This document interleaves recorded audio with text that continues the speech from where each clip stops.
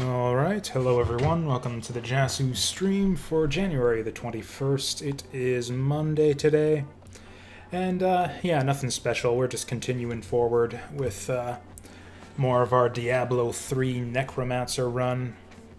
I didn't have to make up, I didn't have time to make up a new music playlist like I said I would do last time, so I've kind of outsourced the music selecting to Vapor Funk Station, which is a 24/7 vaporwave radio stream on the YouTube. That's from on a YouTube channel called Krelez, if anyone wants to check that out, although there's obviously no point in doing so since it's being played right here on the stream. Anyways. We're going to be continuing forward with our Diablo 3 Necromancer run. And yeah, it's going to be a grand old time. It really has been so far. I don't know, it seems like I've been enjoying Diablo ever since Reaper of Souls. I feel like I've been enjoying every subsequent run through Diablo 3 more and more. So yeah, the game plan for today is to basically, ideally finish up the, what do they call them? The achievements, basically. The chapter, the season journey, that's what they call it. We're going to ideally finish that up, which means clearing out some key wardens on Torment 4 and Greater Rift 20... and 5 jewel crafting recipes, and I think we're going to get them in basically that same order. We're on Torment 4 already, which is a little bit beyond what I'm kind of comfortable farming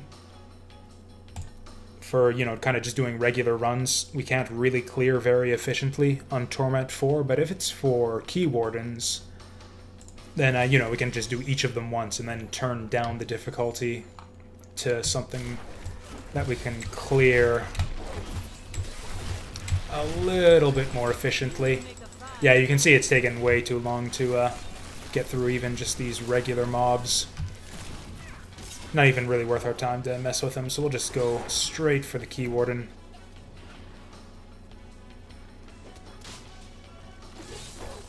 It's handy how we got that purple arrow pointing right to where he is. I don't think that was in... I don't think they gave you that last time I played this game. Oh no! So key wardens are a little bit tougher than your average rare mob from what I remember, so there's somewhat of a chance that we go down here, which would be kind of fine. I haven't actually... This isn't a hardcore run or anything, but I haven't actually died at all yet. So it'd be kind of nice to keep that streak going. Oh, and of course we got champions in on this mess.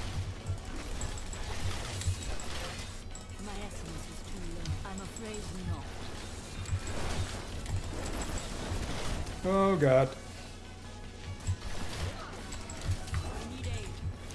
Yeah, this is going really bad. Oh, hey, there it is. First death of the season. That was kind of just mostly me being careless, I think. There was really no need for me to run right into these guys. If I'd kind of cleared out the mobs around the Key Warden before running in like that, I think we would have been fine. Or maybe not. None of my equipment broke or anything, did it? Also, what the hell's going on with my essence? I could swear that I was not burning through essence this quickly last time around.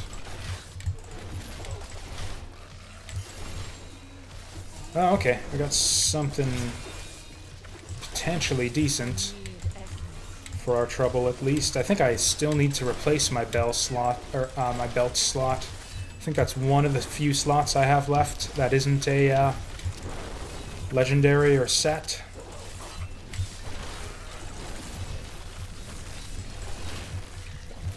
Okay, so we got that mess sorted out.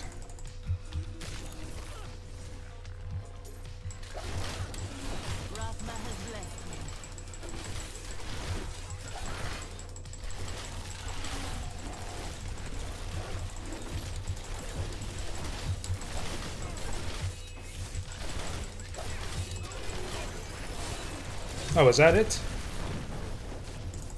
He says, nearly teleporting straight into the fiery explosion. Okay, so that's that entire mess done with.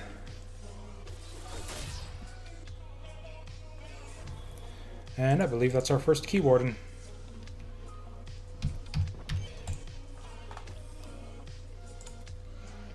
Oh yeah, so yeah, the key wardens are actually a thing. They weren't new last time I ran a season. It was like the second... It was like before the last season that I did, so like 2 seasons ago. Not like 2 seasons ago, but 2 seasons ago that I did. So like 2 or 3 years. They added some endgame content where you farm these key wardens for materials, and then you can spend them to fight some endgame or post-game super bosses. It's actually slightly less cool than it sounds, because the super bosses are literally just refights of Diablo and a bunch of other bosses in the game.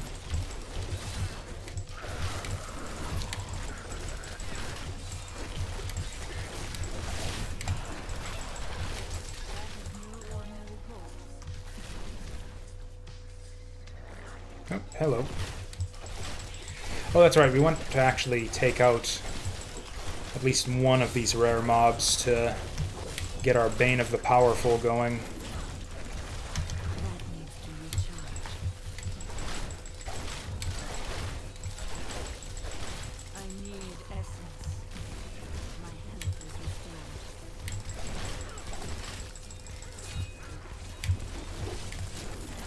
Yeah, something's gone wrong with my essence. I'm sure that I wasn't burning through it this quickly before.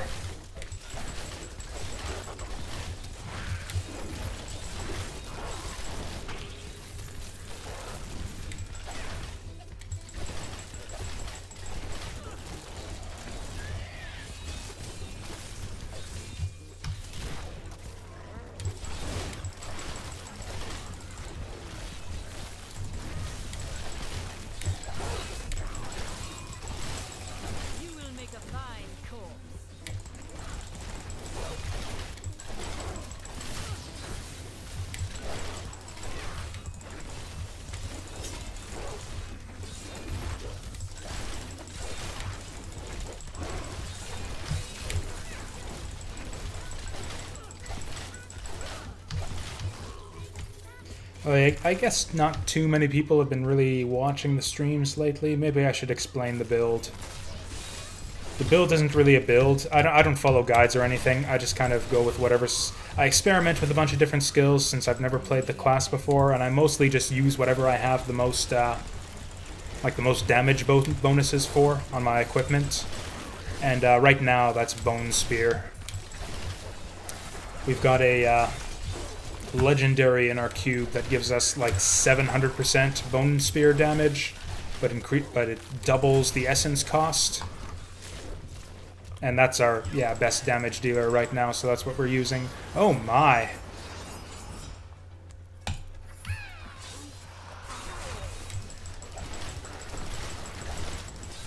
Oh my!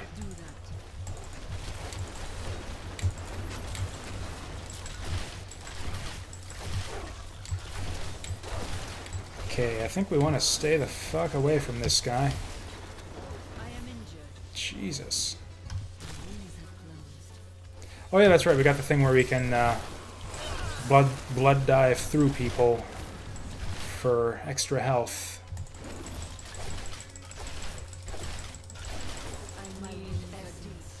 I must wait longer. I need to go back.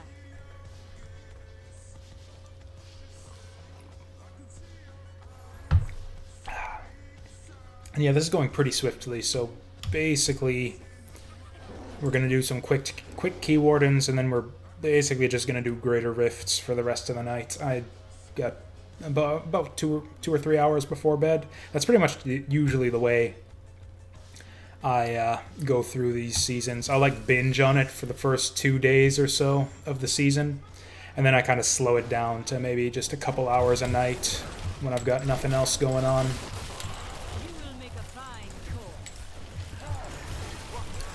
And I guess for anyone who watches other stuff here on the stream, I will be getting back to Azure Dreams before too long. I'm thinking on either Wednesday or Thursday, I'm gonna have like enough time for a full, good and proper stream, not just this little few hours before bed type thing I've been doing lately. So yeah, once I got a nice big chunk of time, we'll do an Azure Dreams stream.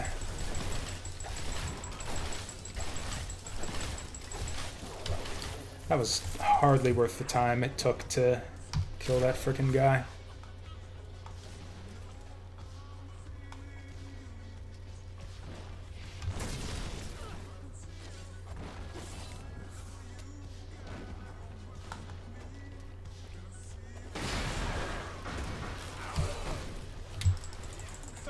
Okay, so we can recover health by teleporting through dudes.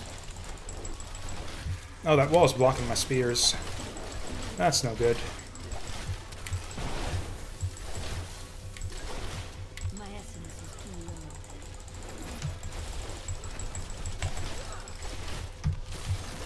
low. Oh shit, I did not realize that there was a freezy thing there.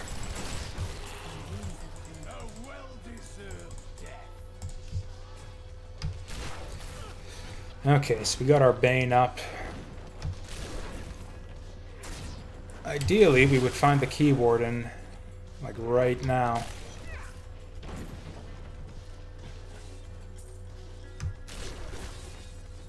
We're already halfway through Bane of the Powerful. That's no good. Not enough essence.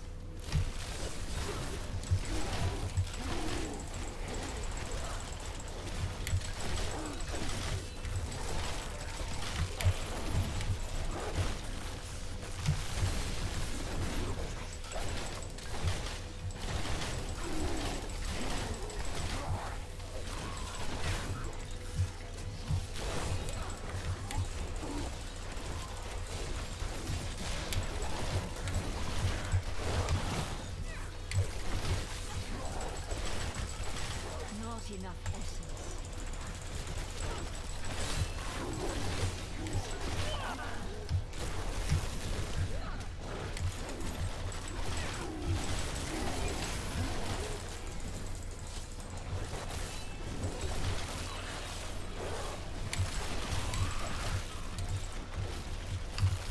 Returning to town. Laura, Yes? why do you keep glancing over at Kadara? Oh, just making sure she isn't up to anything suspicious.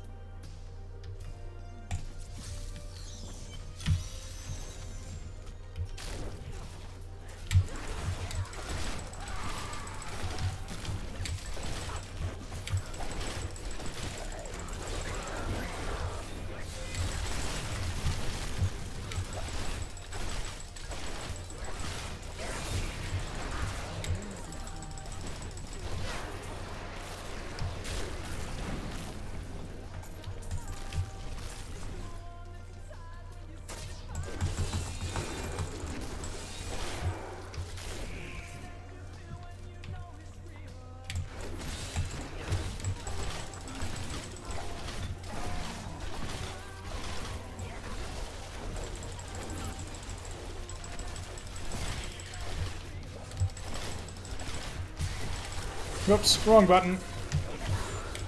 There we go.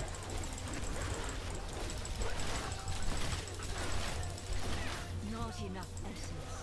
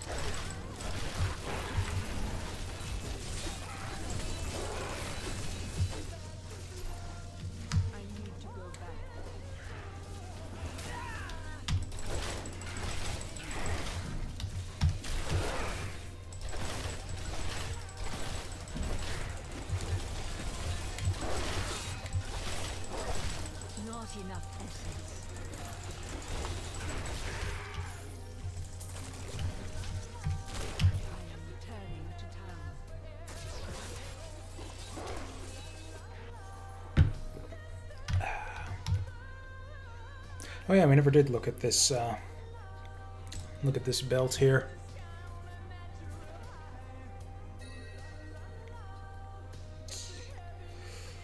Oh, well that's not very exciting.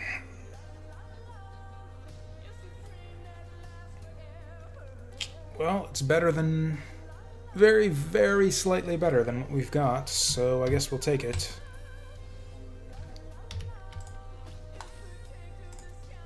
Is there an Act 5 key warden? I think we might actually be done.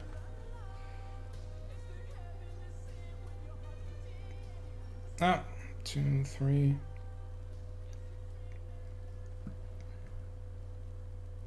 Wait, what? Did we not get him?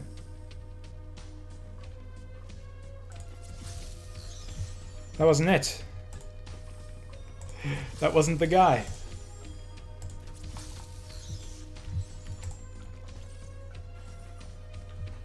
No, I followed the wrong arrow again. This is like the 5th time I've done that. These frickin' bounties are tripping me up all the time.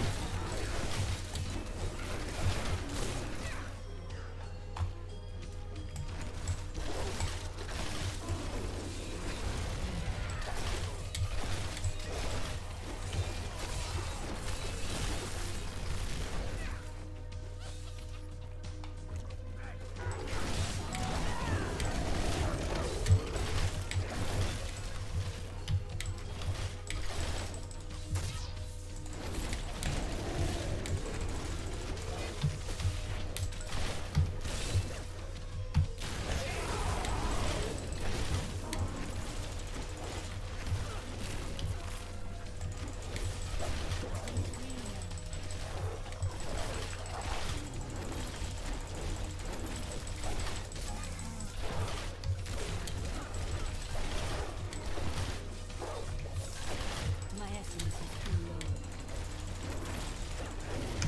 I must wait.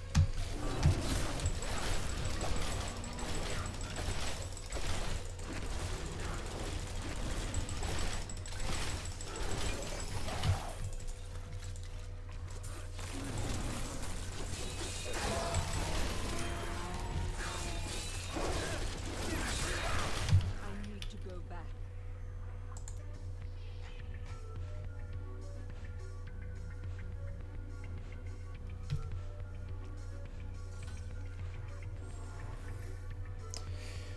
I suppose the next thing... Greater Rift 20. I don't know if we can actually handle 20 yet, but I guess there's only one way to find out. Oh yeah, I think I'm basically positive that we don't need these cultist pages anymore.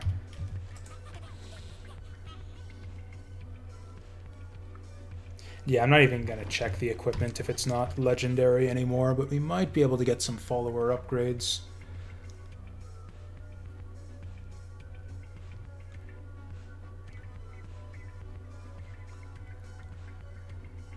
Ooh, there we go.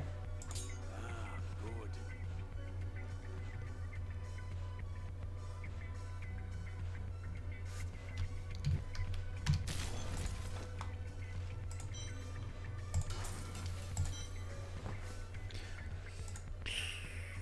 Just double checking that the stream's looking okay.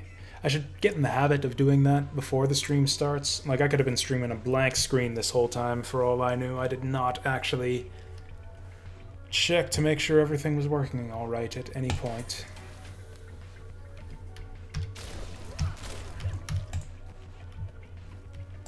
We can't all be warriors. Someone.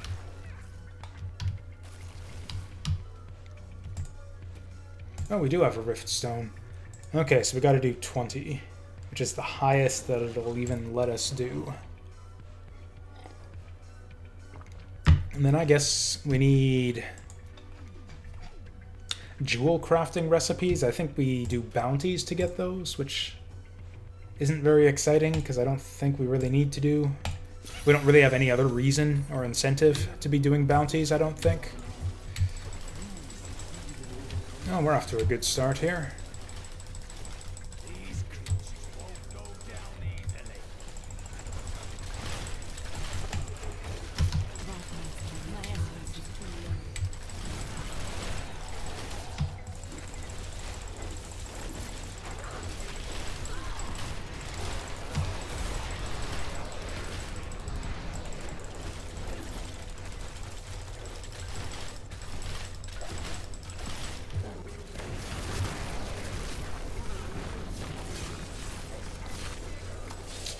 Okay, I think we just want to beeline for the next rare monster if we can.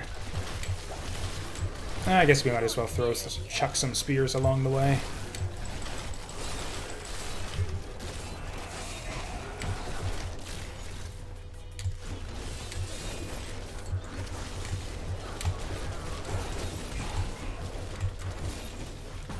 Oops.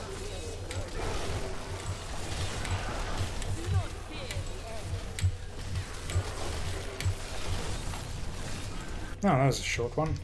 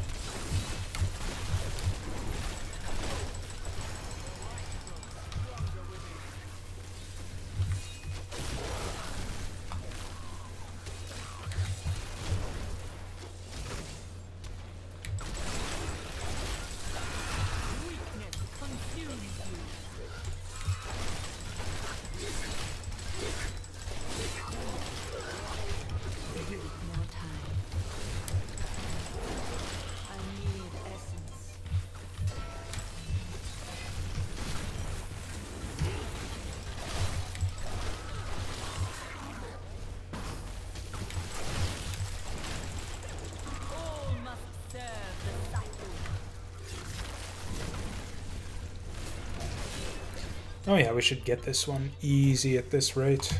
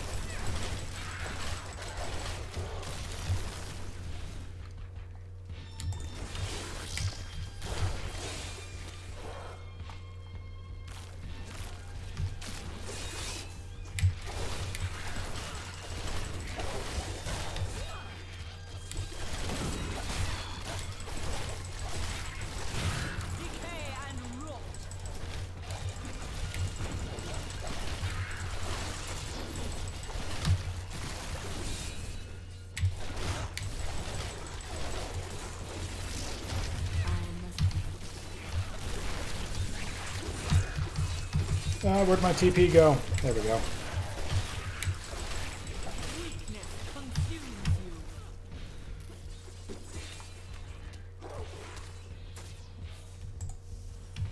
Yeah, that floor kind of sucked. Did we even encounter any rare monsters there? I think we might have seen one.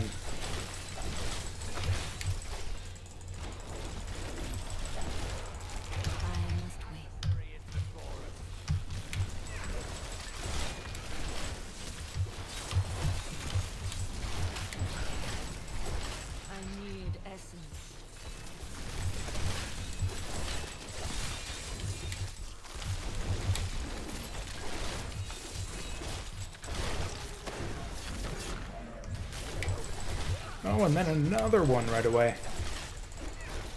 That needs to recharge.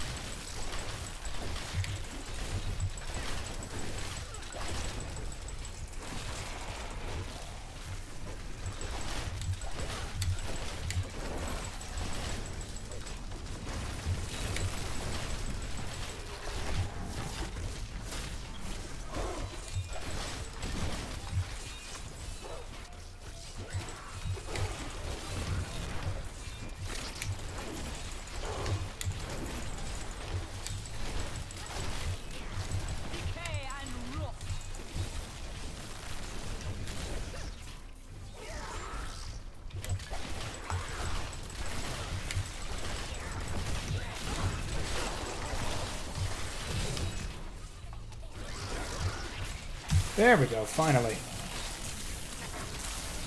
Oh wow, we're so outmatched by this rift that even the conduit isn't doing much for us. Oh, we got it for the Rift Guardian at least.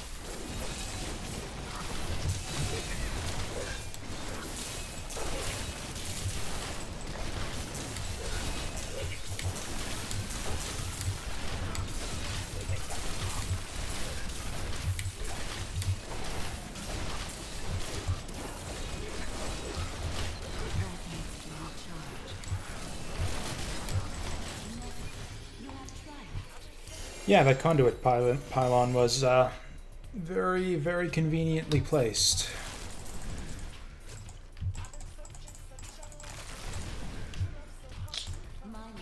Oh, got another shot at a decent belt. And what do we get?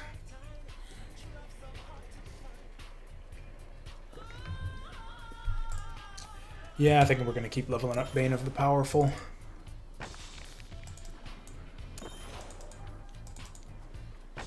Boo. I need to go back.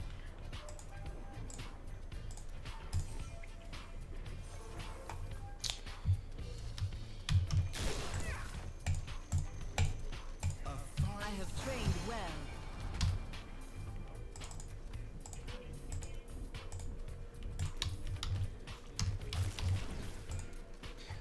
How is our movement speed right now anyways?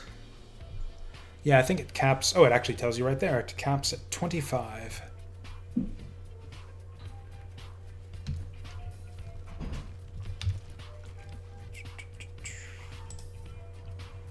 Oh wait, I've got 2 of these.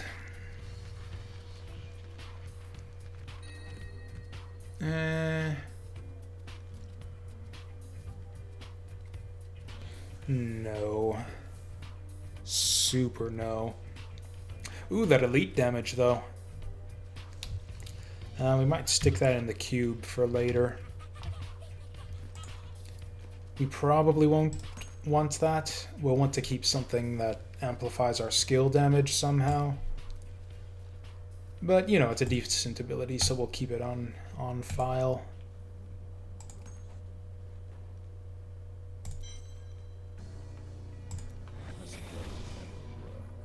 Actually, we don't even have... Or no, that's a belt, not a ring.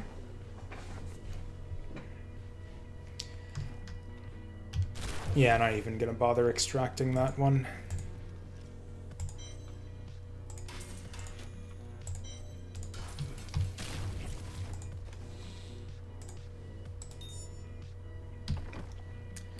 Okay, so that's those done. Yeah, now we need the jewel crafting recipes, which is the one thing that we can't really consistently get. All these other things we can just go to the place and do the thing. Whereas, yeah, these recipes are the only ones that are dependent on random drops. And frankly, I don't even know why I'm bothering with this. I'm not super excited by this set bonus. I mean, I guess I could build around it, but I don't know.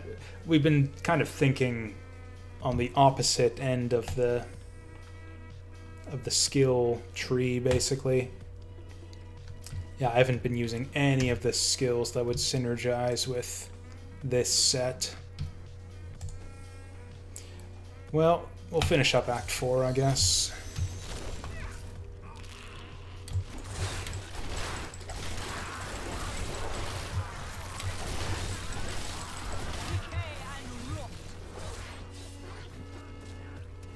I understand so much more now.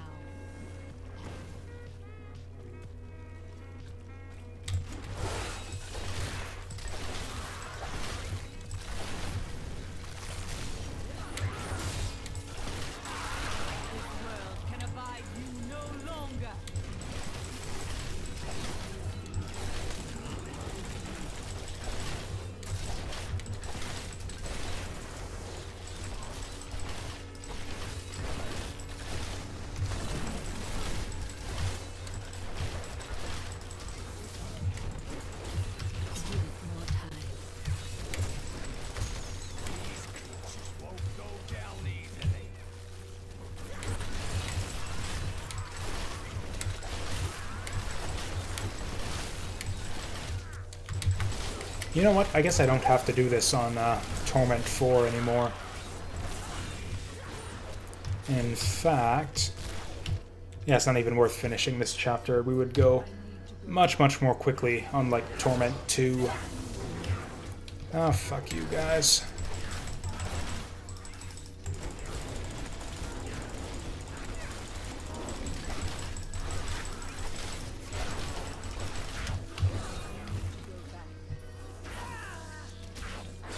Who's doing that? Stop that.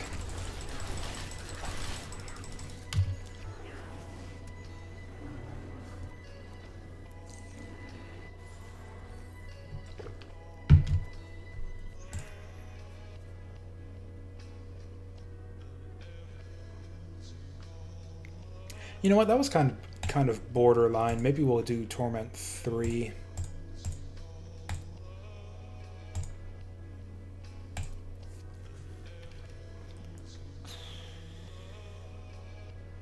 Yeah, bounties I think are my least favorite part of adventure mode, to be honest.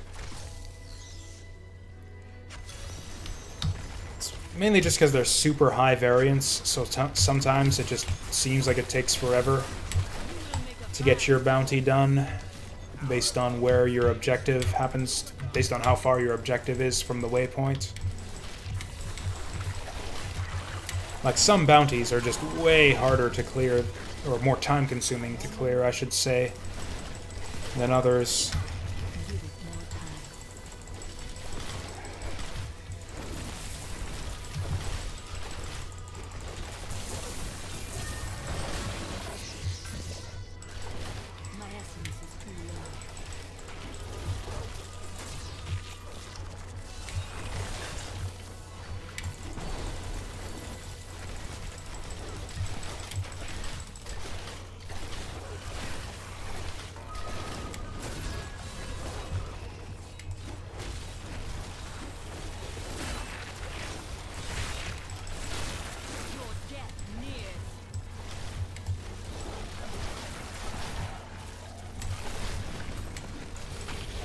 Man, I am getting just super tired all of a sudden, and I don't know if it's the game doing that to me, or if it's just that I've been not getting enough sleep lately. We might end up making this just like a 2-hour stream after all. Like I said, we'll have more time for streaming on Thursday for sure, and probably Wednesday also.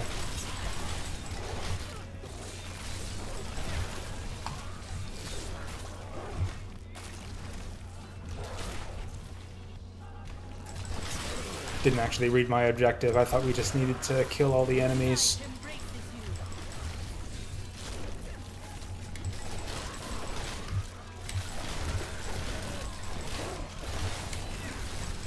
Yeah, Torment 3 seems kind of mostly fine.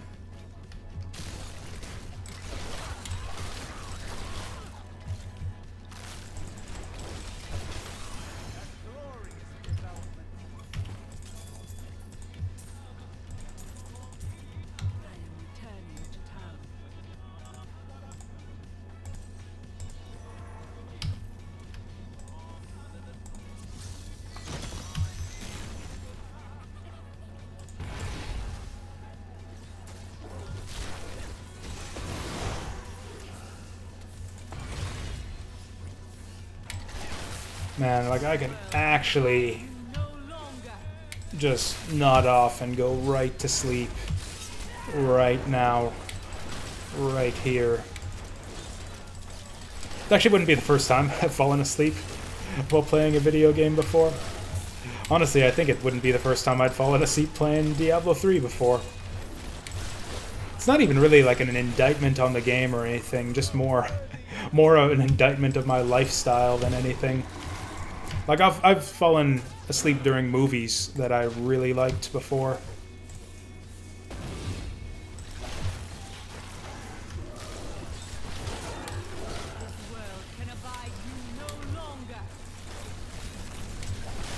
Man, I remember I fell asleep playing Sky Gunner once. That's one of my favorite games. Sky Gunner, and I fell asleep.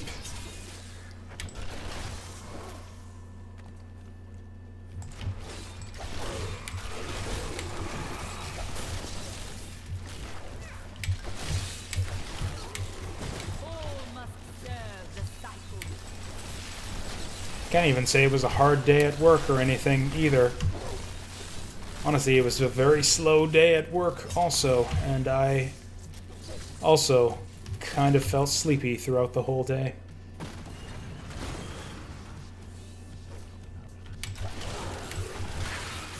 Your death nears.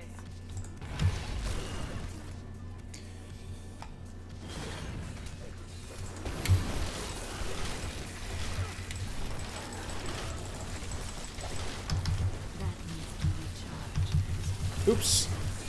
Thought I had some time to TP out of there.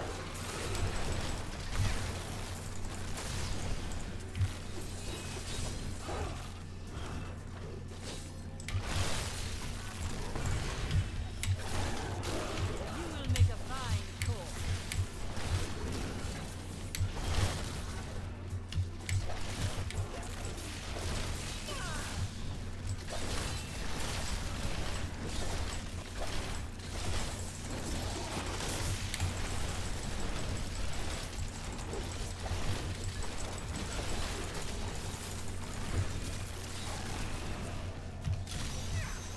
Ravma has blessed me. Wait, why are these guys showing up as targets?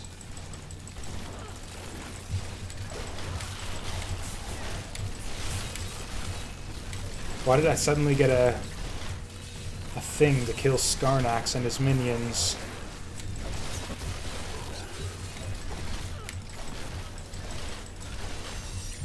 Hey, we got the event. It wasn't for a bounty or anything, though. I guess that was just a random event. You will make a fine corpse.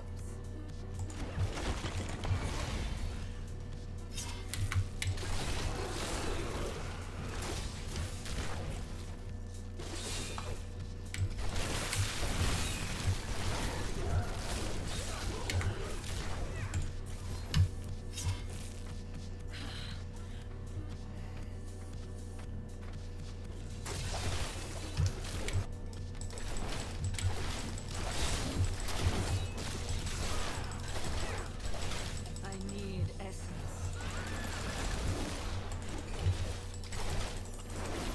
That needs to recharge.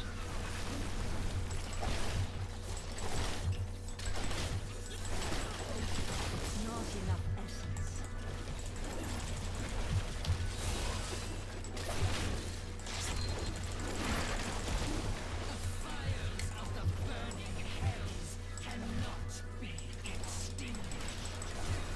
My essence is too low. The hell is this? She's taking more punishment than most of the Torment 4 bosses we tried.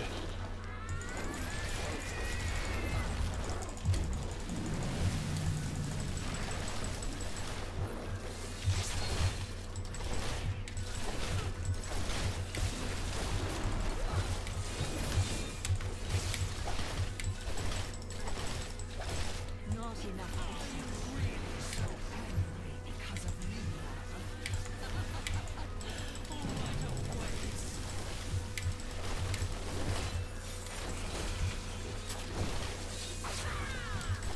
I need essence. I can't do that.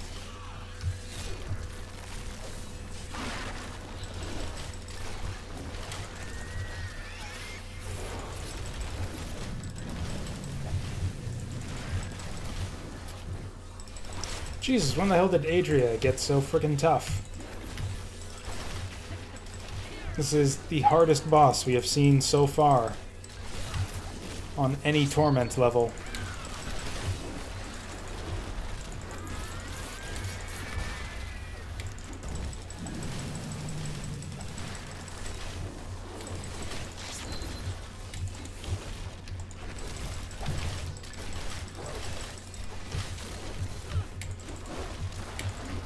I need essence.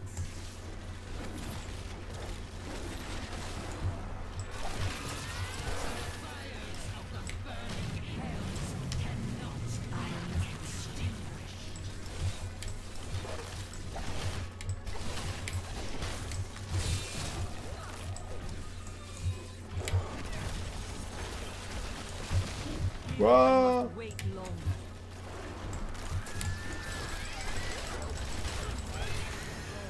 Jesus, that took frickin' forever. I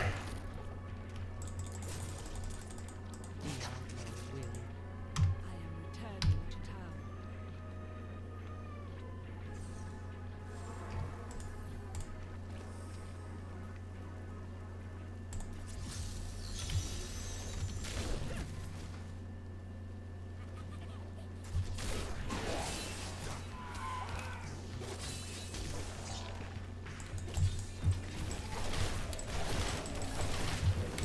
Yeah, smart thing is probably to actually go back to Torment 2.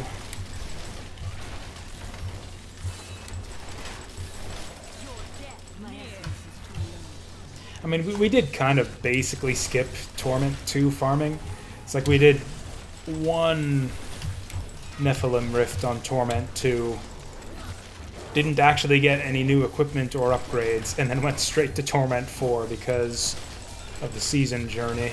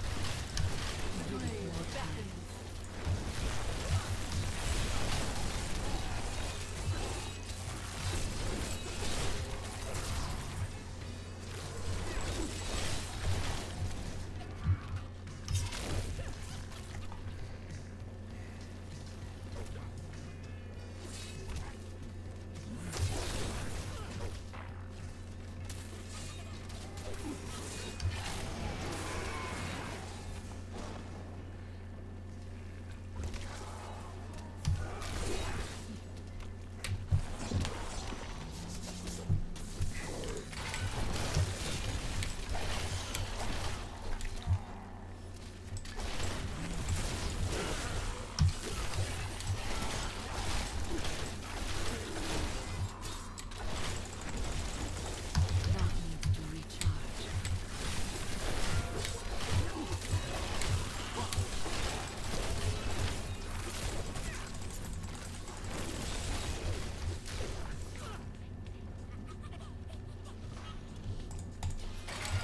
My power has grown.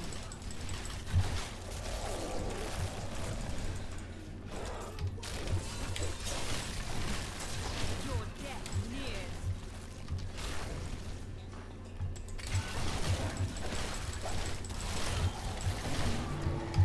I am returning to town.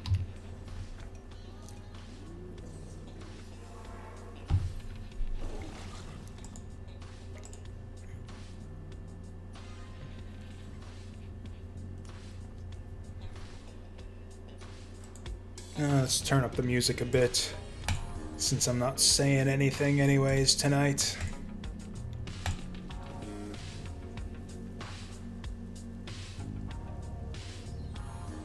Oh, did we not finish the thing? Oh no, that was only 3 we've done so far. I thought we were on number 4.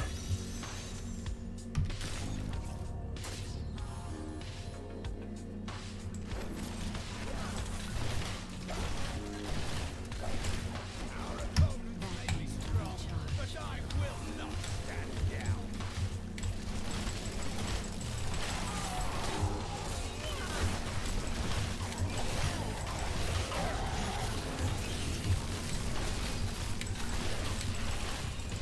Decay and rot.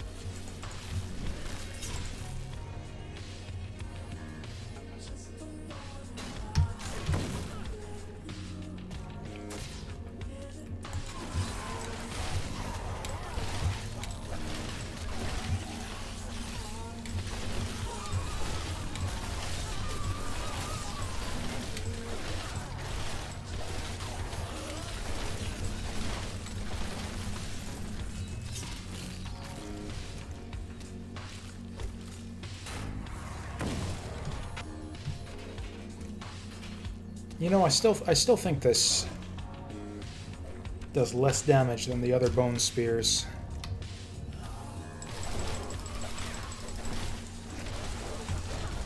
I mean, it seems obvious just by reading the skill that that's what it does, but I thought, no, that's stupid. There's no way they'd just have a rune do less damage than the other versions of that skill.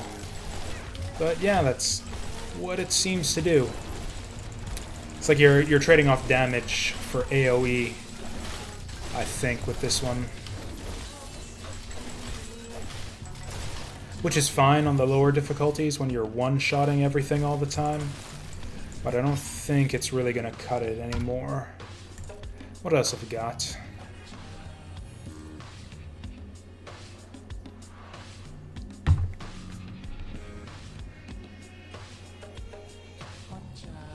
Oh, you know, this one would get buffed up even more with our armor set.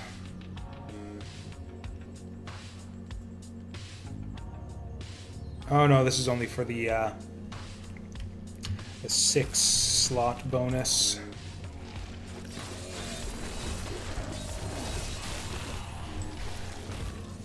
Yeah, that's a lot of health that you lose when you cast that one. It is a lot more damage though. Like, it feels really good when you cast it and see how much damage the enemies take, and then you look at your own health bar and it's like, oh shit, that's not worth it. But I'm gonna do it anyways because it's fun. And you know, if I am... Okay, I can't switch skills now, but if this is the way we're gonna do it, I should put Siphon Blood back on.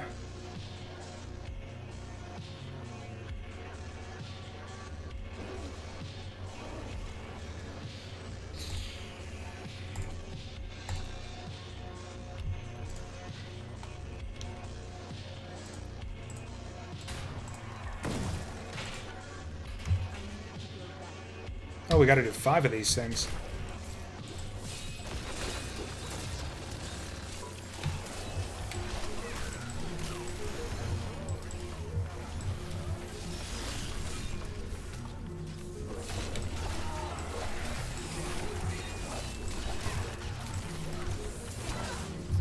I must wait longer.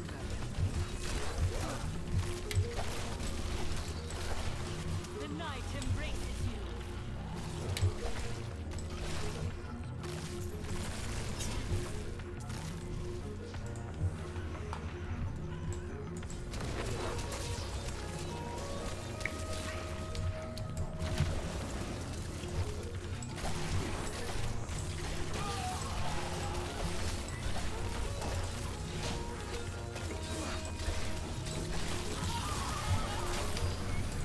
I can't do that.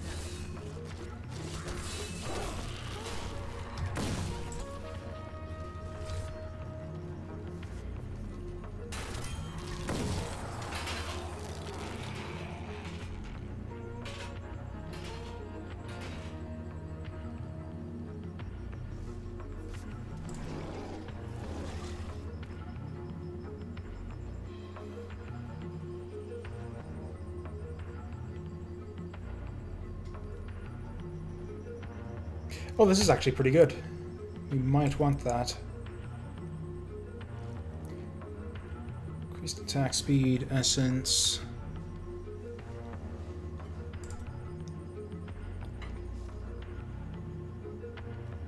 Yeah, I think I like that.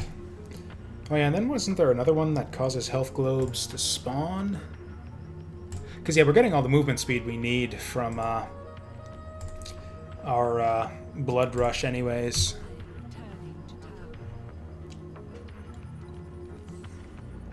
Because yeah, we got an enchantment in our cube that gives us tons of bonus movement speed whenever we teleport, and we're teleporting all the time, so... Do I not get healed when I go back to town? Thank you for coming.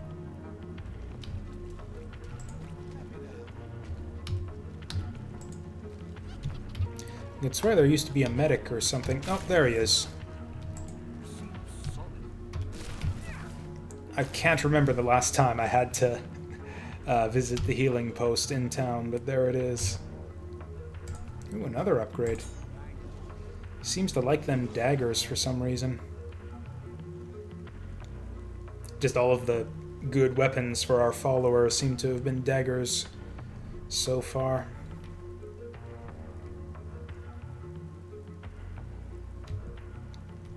Oh, can I not compare to my follower's other ring? Whatever, we definitely want to swap that one.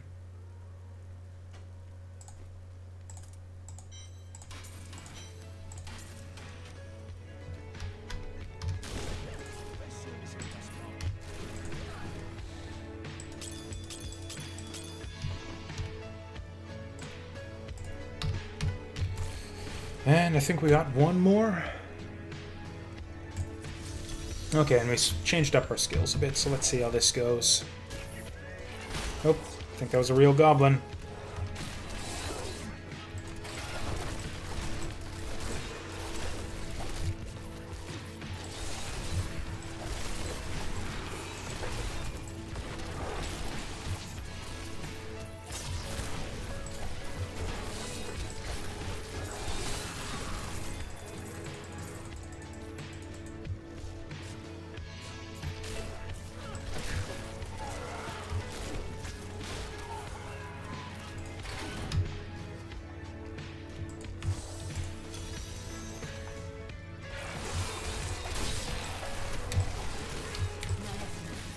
That was easy.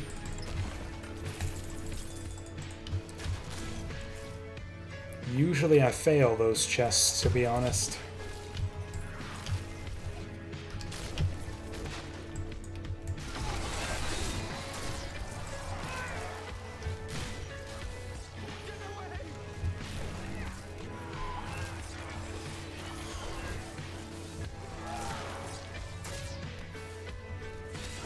Now, how the hell do I get all the way up there? No.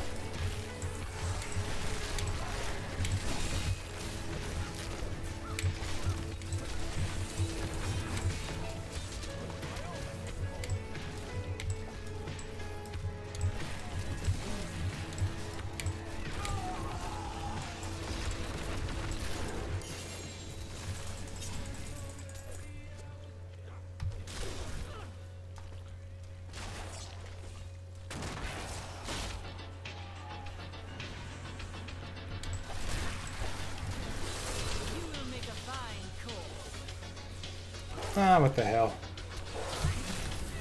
Regular enemies should be forbidden from glowing blue like that.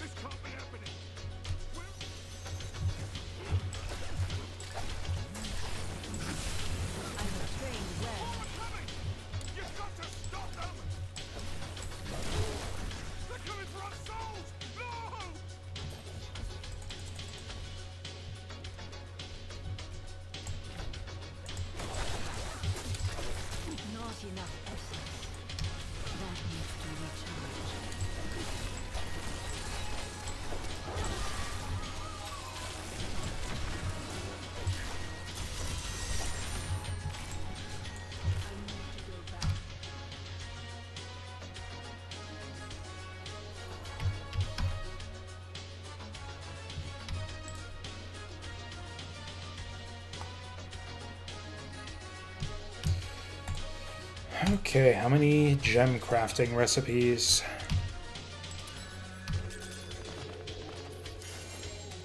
I think that's a 0. I think that's 0 gem crafting recipes. But we got a... Oh no, okay, there's a couple. Or no, there's one. But we got a set, which might be alright.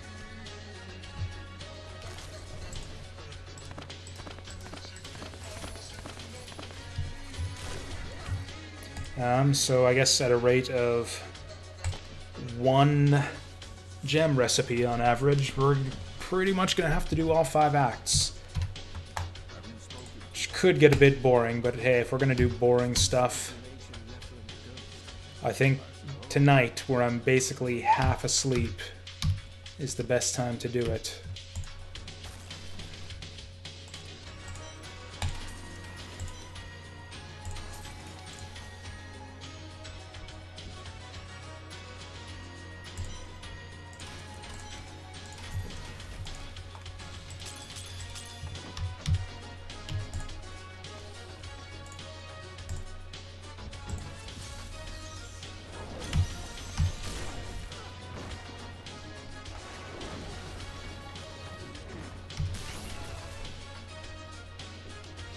Is that a treasure goblin, or was that my goblin?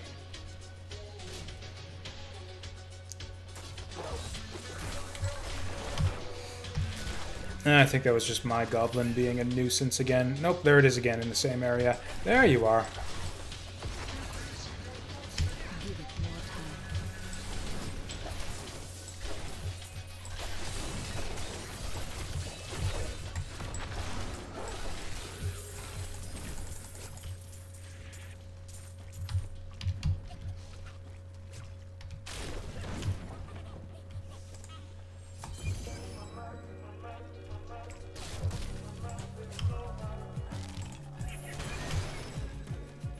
Oh cool, I got an achievement, and I have no idea why. What? Oh, I got killed by explodemons. Oh, the goblin's getting away. Whoa, it happened again. Yeah, those guys are bad news.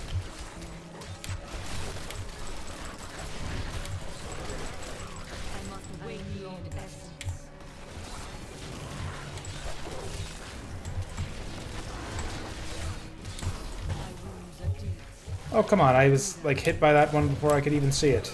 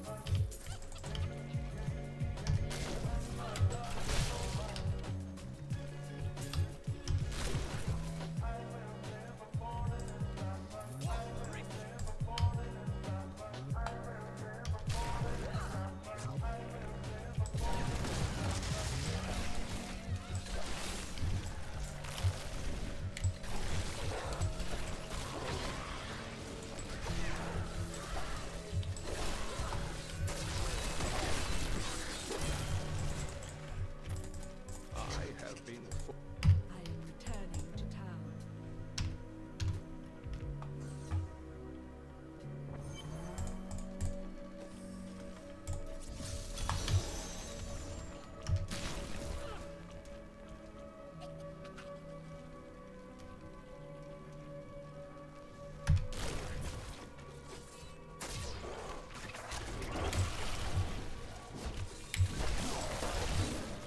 Decay and rot.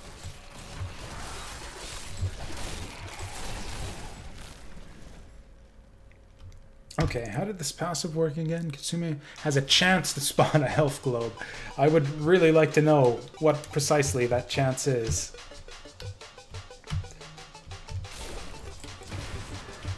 Problem is since I basically walk over corpses to consume them, which means that if it spawns a health globe, I'll consume that at the same time, so I can't actually tell how often this thing is working.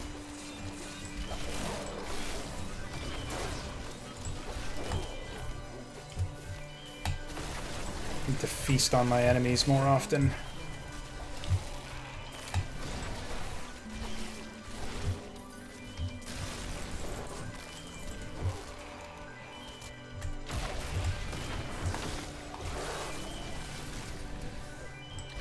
Yeah, the Siphon Blood actually works out really well for this kind of build. Since the Bone Spear is draining my health and essence, And we can drain both back. It would be even better if it had like an AoE of some kind. Like if I could somehow find a way to get AoE on Essence Drain, that would be overpowered, frankly, but it's not like there's any shortage of overpowered shit you can do with your characters in this game, so I think it would be fine.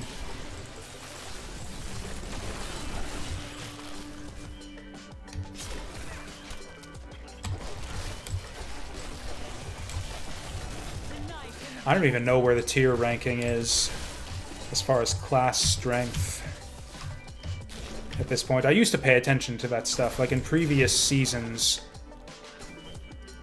I would generally try to run the characters that people thought were the weakest, just because I mostly played for challenge back in those days. Yeah, most people who play the seasons, they're all about the you know, the farming efficiency.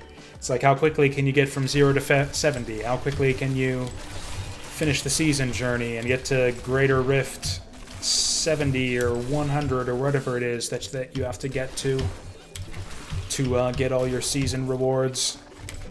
And then those same people who do all that stuff go and complain on forums and Reddit and stuff about, oh, I did everything there is to do in 2 days. Because I've been playing for 10 hours a day for 2 days, and it's like, yep, that's what happens when you play a video game for 10 hours a day.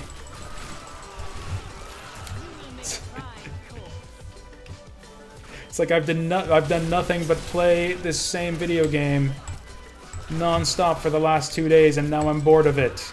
Blizzard, what the fuck?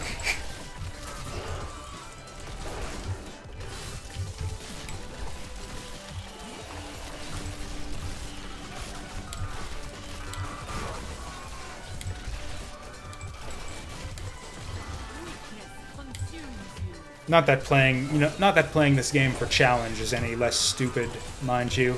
I eventually kind of realized that, yeah, it's kind of stupid trying to play for challenge in a game where there's basically zero consequences for death and where you can choose your own difficulty and adjust it at any time.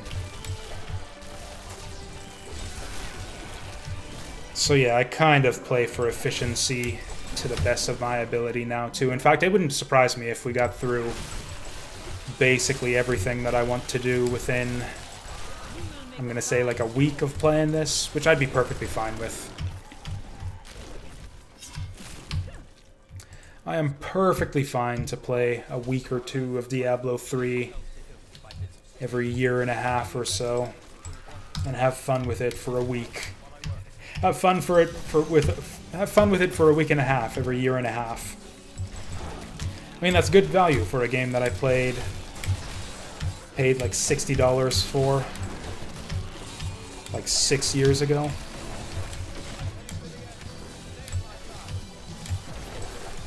I guess it's closer to $100 now that I got the base game and all the DLC and everything.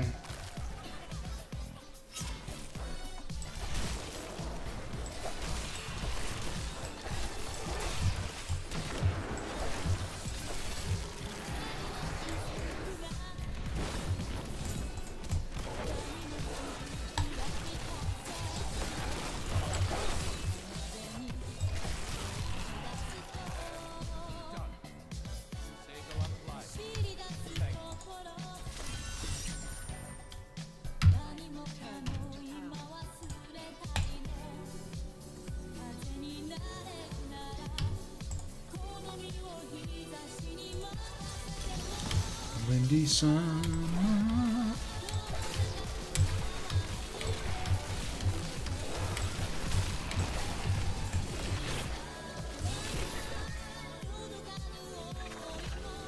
Okay, again, yeah, I can never tell if it's my goblin making the goblin noises or if it's like a goblin making those noises. Oh no, why do you... Of all the places... he's gonna frickin' hide. I can't even see where the goblin is now. I must wait longer. Oh, I think that goblin is long gone. Oh! Oh wow, actually everything but the goblin is long gone.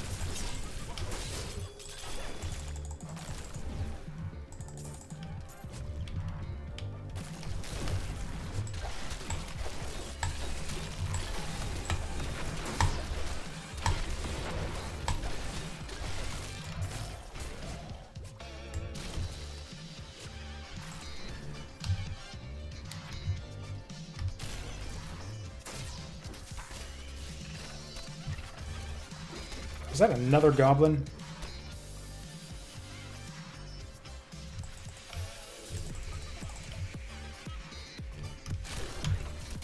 Nope.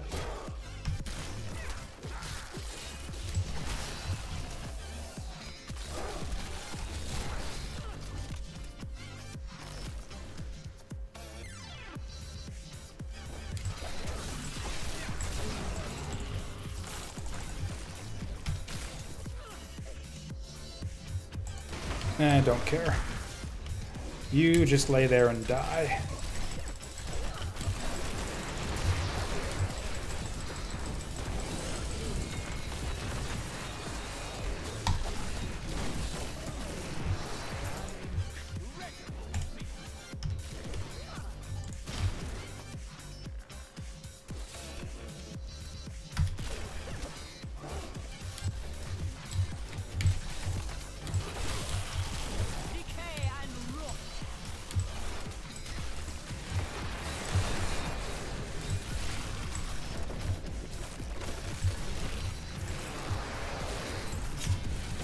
You know what? This is suddenly bothering me.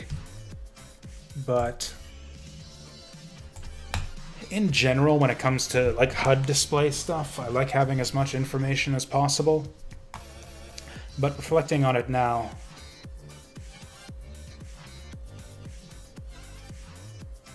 where's the monster? Monster health bars is fine. We want that. Display damage numbers, critical damage. Yeah, let's ditch the health bar numbers. It says numbers on player health bars, but I didn't see an option for monster health bars. So I'm just assuming they're shared by the same thing, but particularly I'm thinking the numbers above the monster health bars are just kind of unnecessary.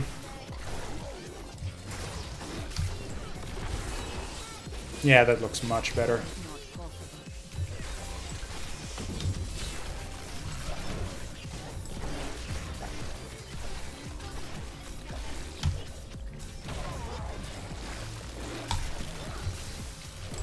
Wow, that fills up fast.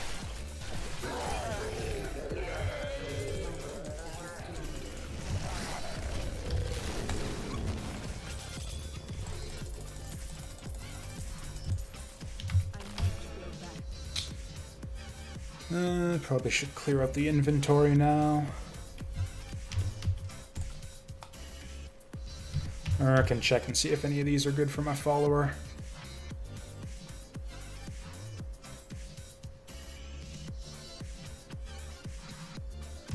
Nope.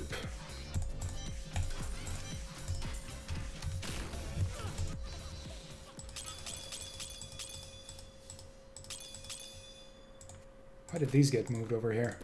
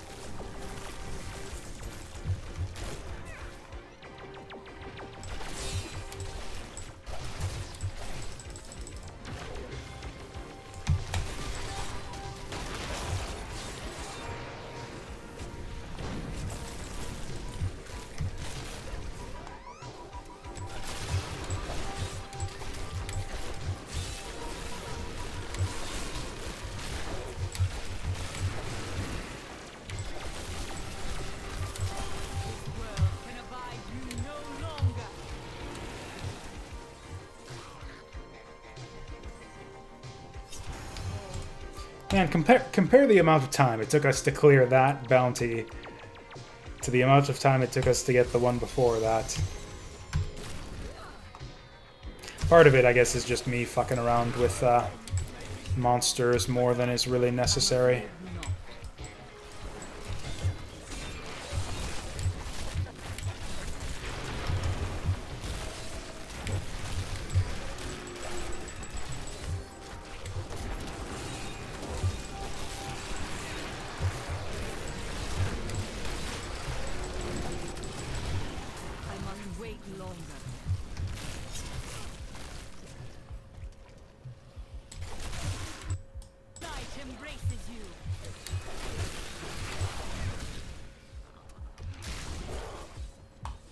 Oh, this isn't even the area we want to be in. What the fuck am I doing? Need to go down one more level.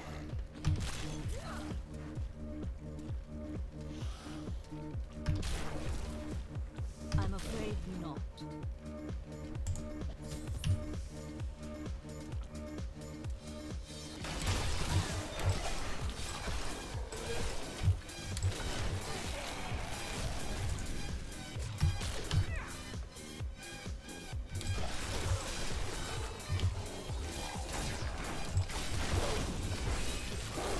Just want to keep an eye on the FPS for a little bit here. I've noticed it been dropping a little bit, although frankly I think the FPS counter in this game might not actually work right.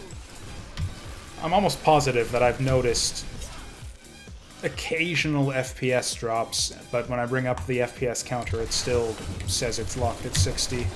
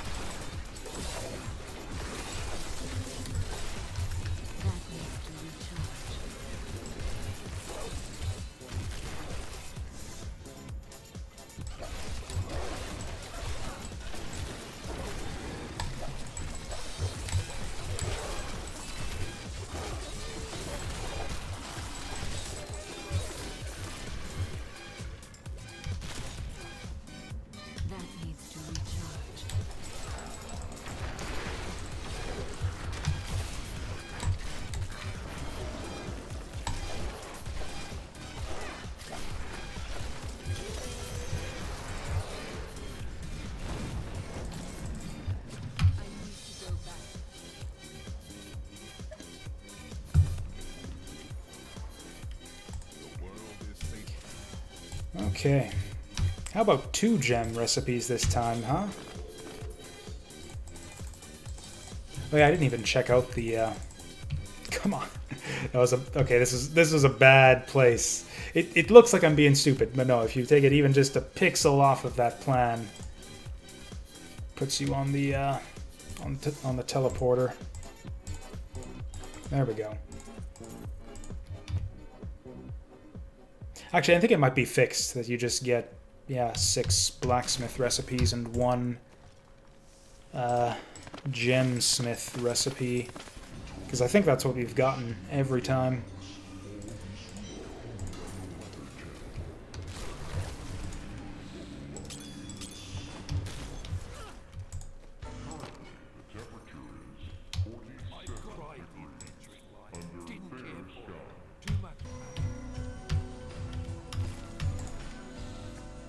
More like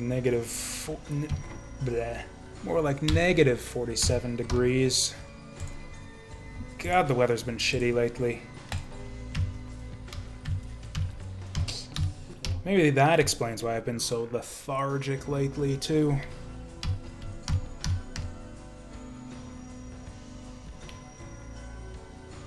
I still can't really tell if this life from death thing is benefiting us at all.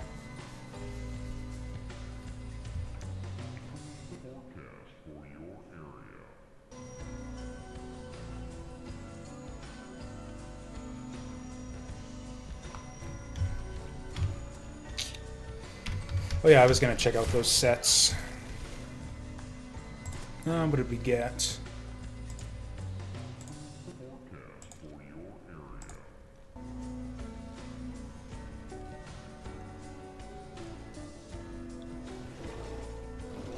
Interesting. So this is a purely defensive set, it looks like. I don't know if I care about that. I think we've already got Born's set equipped. Yeah, we did that last time.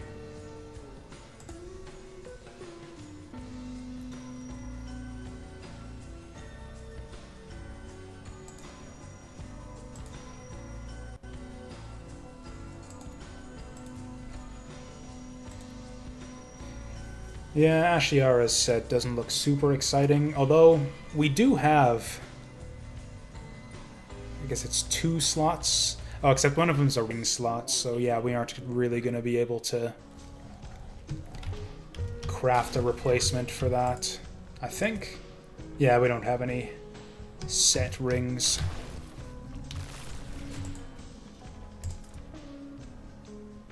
And we could just make the pants. Like, our current pants are pretty mediocre, so... yeah, we might as well go for it.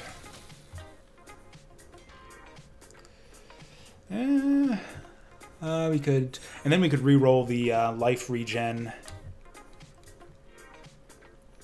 into slots. Yeah, this will be a nice little micro upgrade.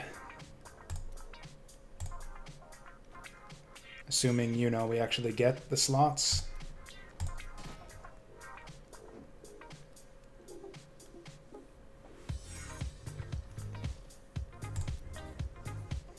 There we go.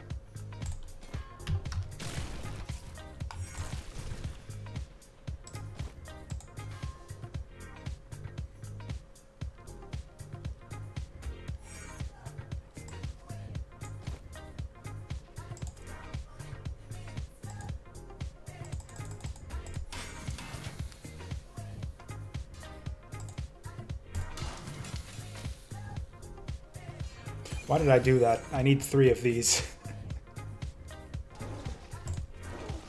Or I guess I only need 2.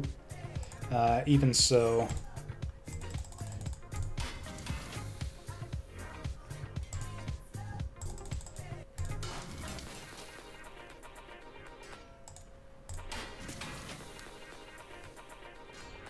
okay, that kind of works. It's actually a little bit more than a micro improvement. And we got a few blood shards here, so is there anything I want to gamble for? Probably rings.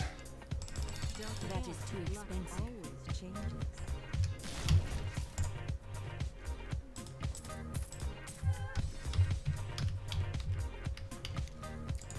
Okay, how many gem recipes do we still need? It doesn't actually tell us. Whatever. We'll just keep looking for gem recipes. I'm sure they'll tell us when to stop.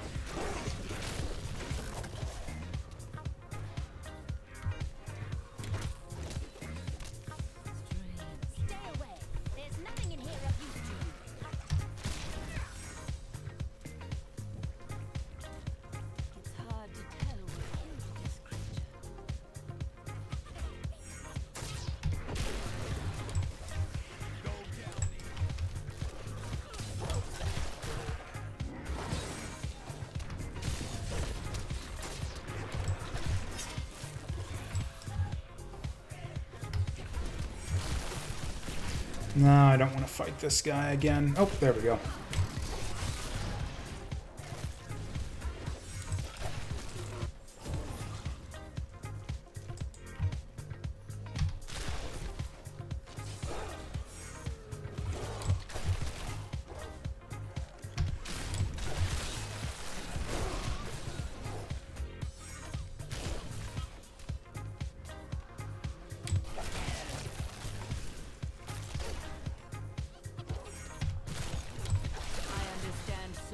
More now.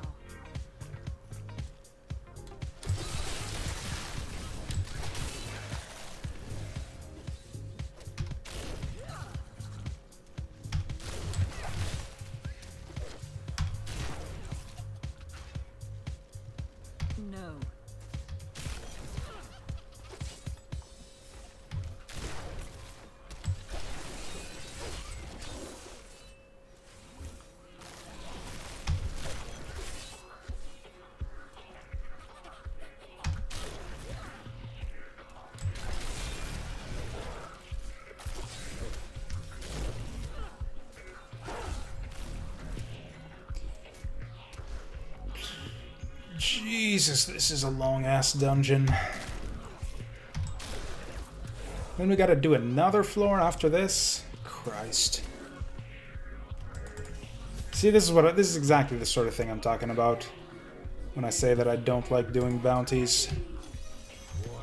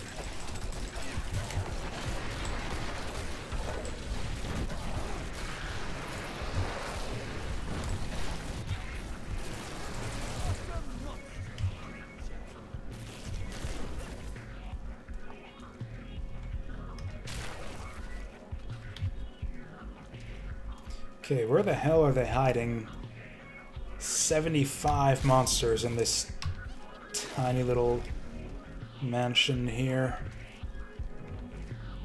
It's gotta be in those side rooms back at the start.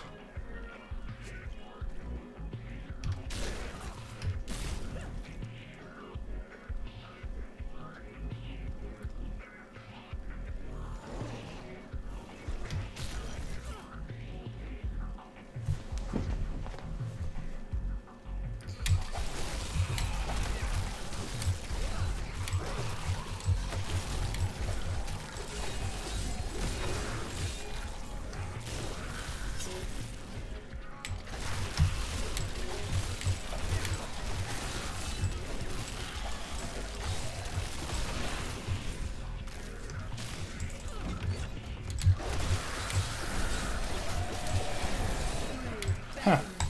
Yeah, it turns out they were hiding basically all 75 of them in these two little rooms.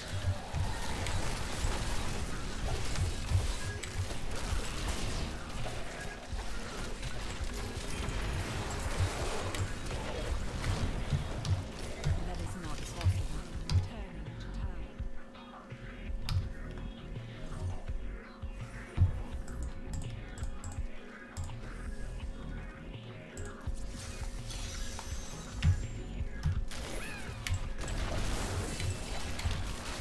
This world can abide you no longer.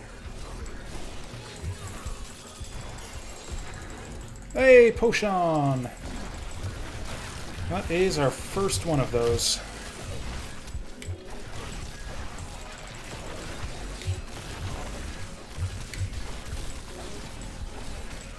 My power has grown.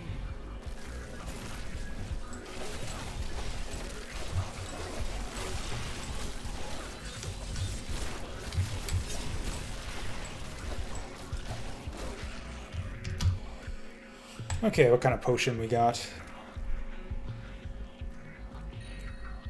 Fears enemies within 12 yards. That is possibly worse than useless. And it restores the same amount of life and has the same cooldown. I don't think I even want this. Fear just messes with the enemy positioning. It's like they all scatter when you want them grouped up. I think this happened to me like last season too, where the first potion I get is the frickin' fear. That needs to recharge. Okay, this should set off a chain reaction here. Your death nears.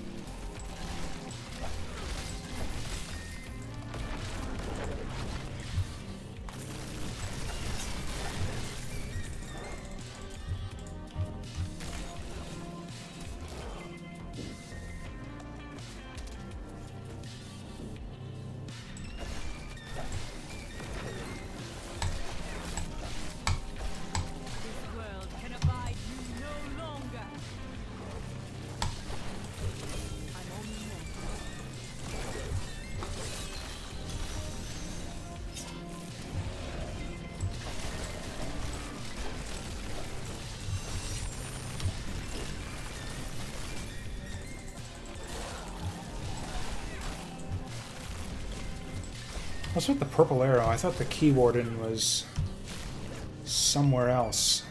I'm afraid not. Yeah, wasn't the key warden in like a different area entirely? Oh yeah, they're pointing us up to that other area entirely. Forget that.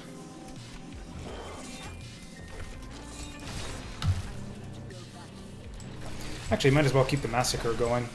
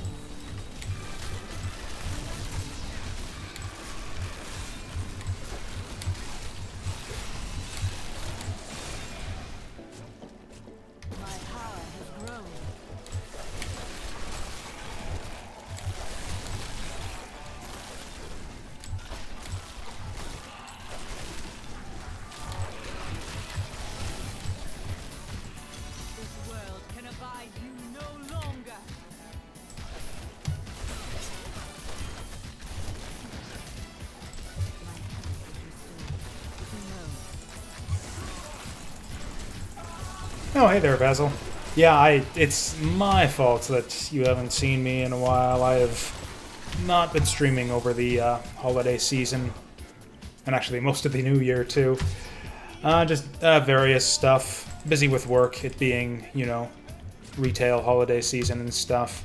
Basically, I was busy, and then sick, and then busy, and then sick again, and then I was just depressed from being so busy and sick, so I stopped streaming for a little while. We're back now, though, although still kind of in a slightly blah mood, which is why we're kind of playing more kind of brain-dead grindfest type games. Which is not to say that they're not fun. In fact, Diablo is the perfect game for the kind of mood I've been in lately, and I've been enjoying my time with it quite a bit. This is our last bounty for the act. And then, so I think we might have had... I'm trying to count now how many gem recipes we've gotten so far, because obviously the game isn't counting for us. Why would we want to know how many gem recipes we have when the game tells us to go out and get gem recipes? But I think this will be either number 4 or 5. Wow, that's impressive. I never got, like, super hardcore into Diablo 3. Basically, I'll pop in, like, once every year and a half or so and do a season just to see what's changed. So yeah, basically every year and a half I'll do a season, play it over the course of maybe a week or two, and then I'm basically done with Diablo for the next year or so after that. Which seems to be a common experience among Diablo players, actually. It's like they go in, they do the season, they finish everything there is to do within either a couple days or a couple weeks, depending on how much you play, and then you just kind of move on from there. Weirdly enough, though, most people seem to be complaining that that's how it goes. It's like, oh, you're finished all the season stuff within, like, a week, and then there's nothing to do. Whereas I'm looking at it like, oh, geez, there's this game that I bought, like, you know, 6 years ago, and I'm still occasionally popping in and playing it and having a good time from every now and then. That's great value for me, to still be playing this game after all this time. But, you know, it mostly comes down to expectations and what you want out of this type of loot grindy game.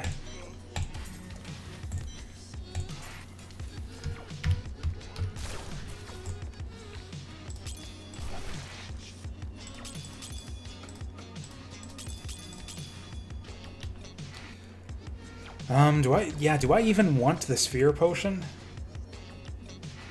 I don't think so. I think we're gonna ditch it.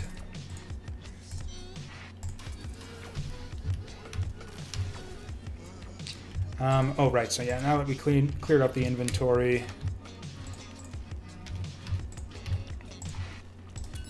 If they gave us 2 gem recipes, then I think we'd definitely be done.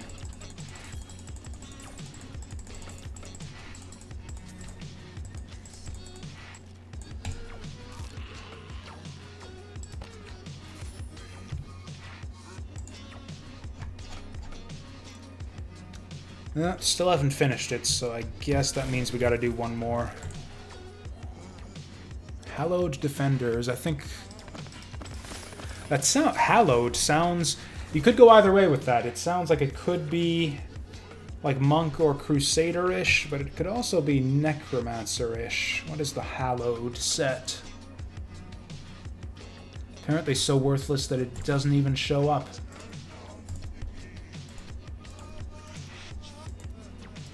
Or unless it's unusable, that could be it too. Maybe it's like a Monk or Crusader only. Demon Hunter, that would have not been my first guess. Obviously.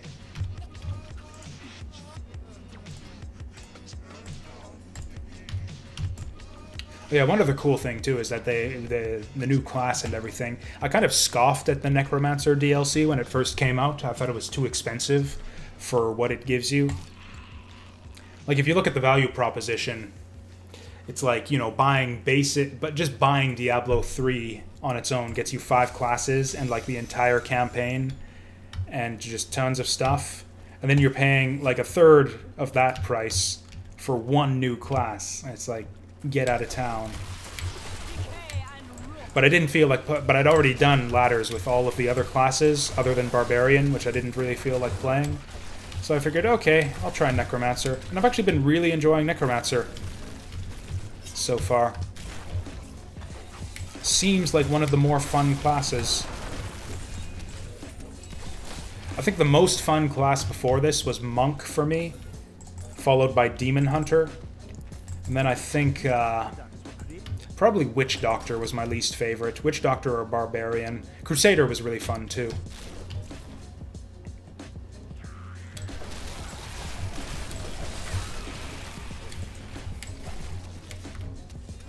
So yeah, I don't know.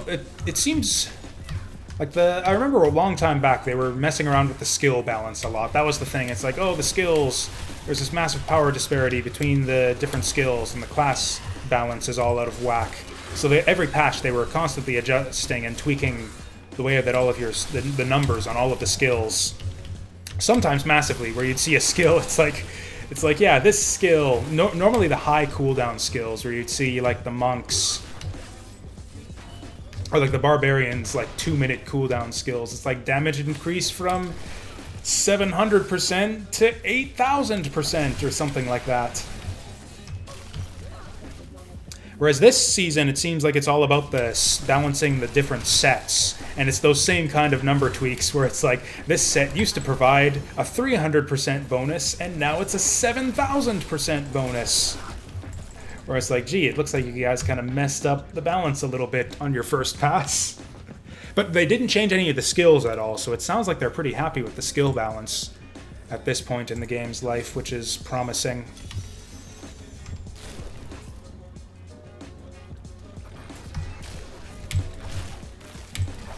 And frankly, I'm such a casual when it comes to Diablo 3 that I rarely play enough to even assemble complete sets in the first place. So honestly, set balance doesn't even really affect me at all.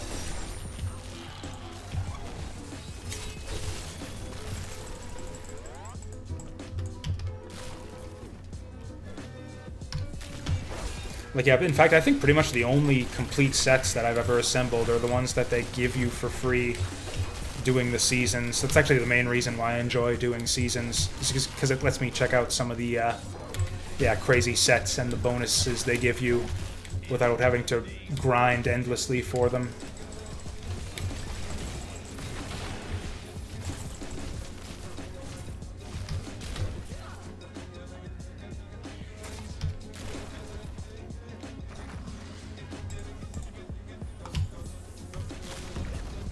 Although actually, I should have looked at it beforehand. The Necromancer set for this season did not impress me very much. Maybe it's just that I haven't... I'm still new to Necromancer, obviously. I just bought the Necromancer DLC to do this season, so I'm obviously completely inexperienced with the class. But yeah, the Necromancer set you get for this season is some weird thing where it's like you get bonus damage to all your skills that drain your life, and then bonus healing to all of your skills that drain life from the enemy. So it's kind of like a spend life and get life back kind of build, which is not the way I've been... Those aren't the types of skills I've been using at all. Because I'm a massive coward, I've been completely neglecting any types of skills that cost life. So yeah, pretty much once I complete this set, I'm going to have to completely reevaluate my skill choices. Which will be fun, frankly. That's kind of one of the things I like about this game is testing out the different skill builds and seeing what you can come up with.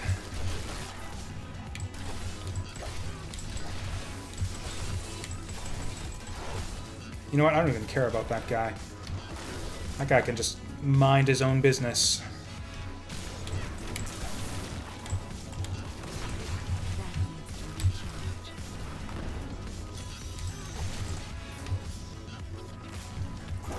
Oh, it's another one of these. Yeah, the ones that come in waves, I just never get these. I think it's mostly just because my build sucks for AoE. Which I guess is just a... basically is similar... Same thing as saying that the build just sucks, period. Because AoE is pretty much what this game is all about. Outside of the greater rifts.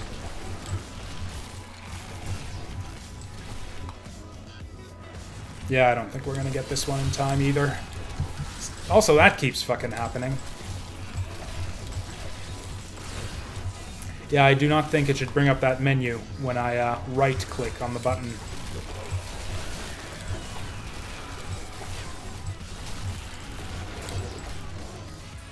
Yeah, I need a different skill. Just relying on bone spikes for everything is not that efficient for when I'm forced to clear out big mobs like that. Need to go back.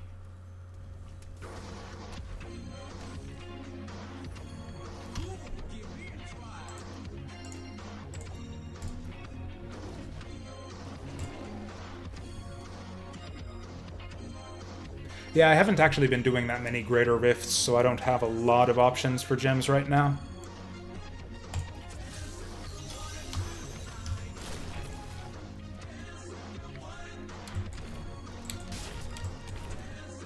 Oh yeah, I generally stop playing long before it gets to that point. Or I remember when it was like that, like if you played Diablo 3 back on launch, and Torment, and you know, the loot system was all fucked up because of the balance of it with the auction house and everything. So playing self-found, like what I did, was that same way, where I remember doing like Belial runs in Torment, like release Torment, which was just ridiculous. And yeah, I farmed Belial for like a week so I could get like a 2% damage boost eventually.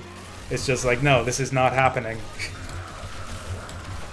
Eventually I just gave in and did what Blizzard wanted me to do. I went to the auction house and I bought the best gear I could with the gold I had farmed, and then sure enough, that was enough to get me to Act 4.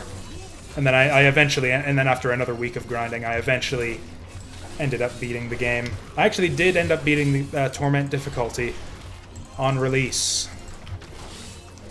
Which is kind of a neat brag, because not many people got the chance to do that. Most people gave up on the game, and then they nerfed Torment, and then it was completely different after that. I was one of the relatively few people who actually beat the game on the original Torment when the game first came out.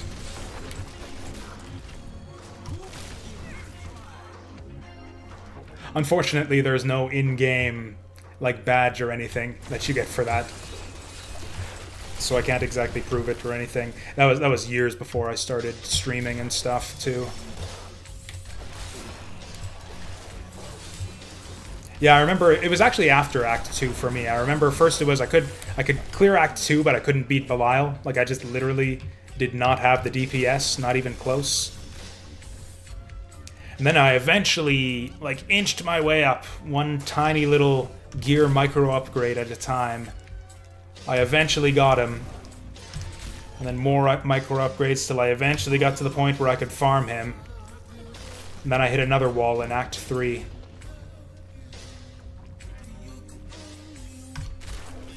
And then I said, fuck it, and then I went to the auction house. Yeah, trying to do self-founds, especially, though, on original Torment was just brutal.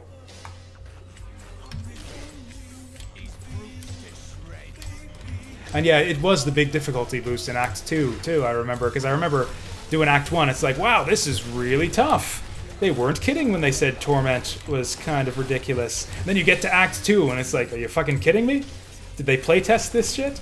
Oh, I remember seeing in an interview, I can't remember, I can't remember his name. He's one of the guys who's best known for, like, you know, the lead designer or something of Diablo 3, bragged back on release that it's like, yeah, the developers, they got Torment to the place where they liked it, and they said, yeah, we were really proud of this Torment difficulty we made.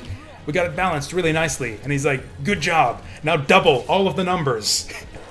Make the enemies do double damage and give them double health. And then just launch it without testing it. And he was bragging about that. It's just like, yeah, we did a bunch of testing on Torment, and they kind of liked the way it was at that.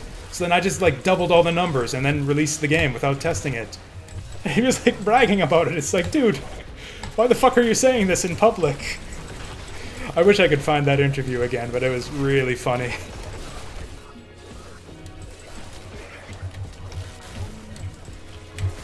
The problem was that was before smart loot, so you wouldn't actually... So yeah, like 90% of the time the loot drops wouldn't even give you the right primary stat.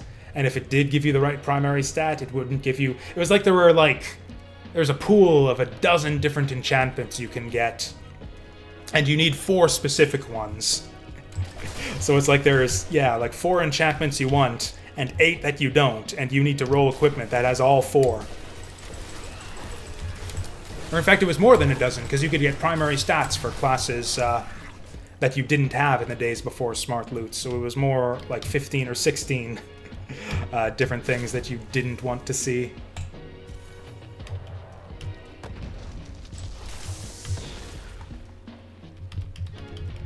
So yeah, they fixed all of that now. It's really astounding. I think Diablo 3 is probably the biggest turnaround, like post-launch turnaround I think I've ever seen for a game. Although from what I hear, No Man's Sky is getting up there too. People are saying, I mean, No Man's Sky, I'm never going to play it. It's not a genre that I'm interested in at all.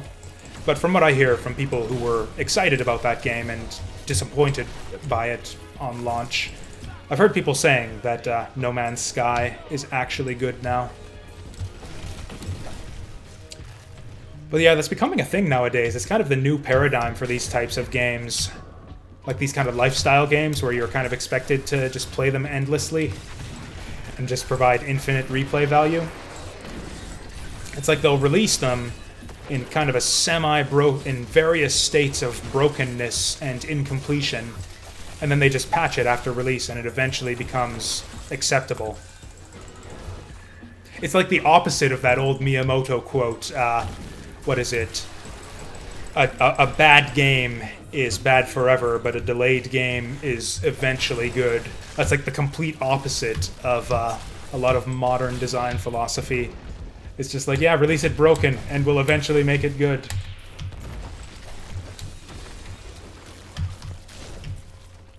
And, you know, it's kind of working out for him. I mean, that's the thing. It's almost not a bait and switch. I can't... there's a salesmanship term for it, where it's basically like getting a commitment from players.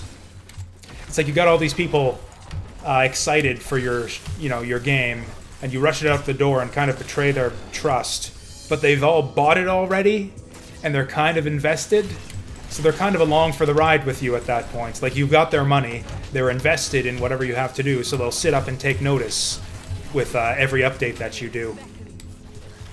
It's kind of the way it is with, what? Oh, that's just the warp stone. It just looks kind of different than I remembered it looking.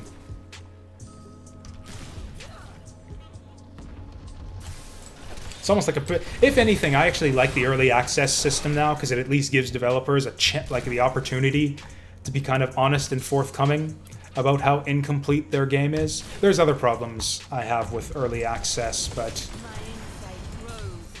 Like, frankly, I think Diablo 3 would be a prime candidate for something like the modern equivalent of early access, with the way it was at launch.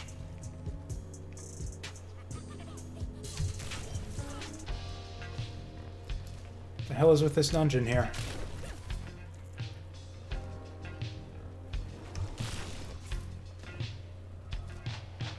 Oh wait, we're done. I must have missed the message. Looking around for that last enemy, it's like, oh, there is no last enemy.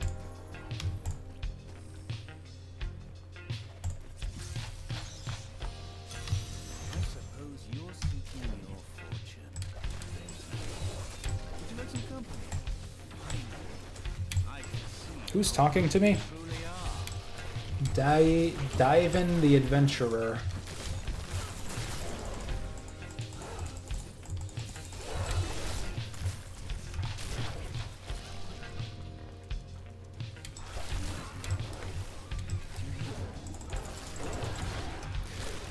Oh yeah, this is one of them new areas.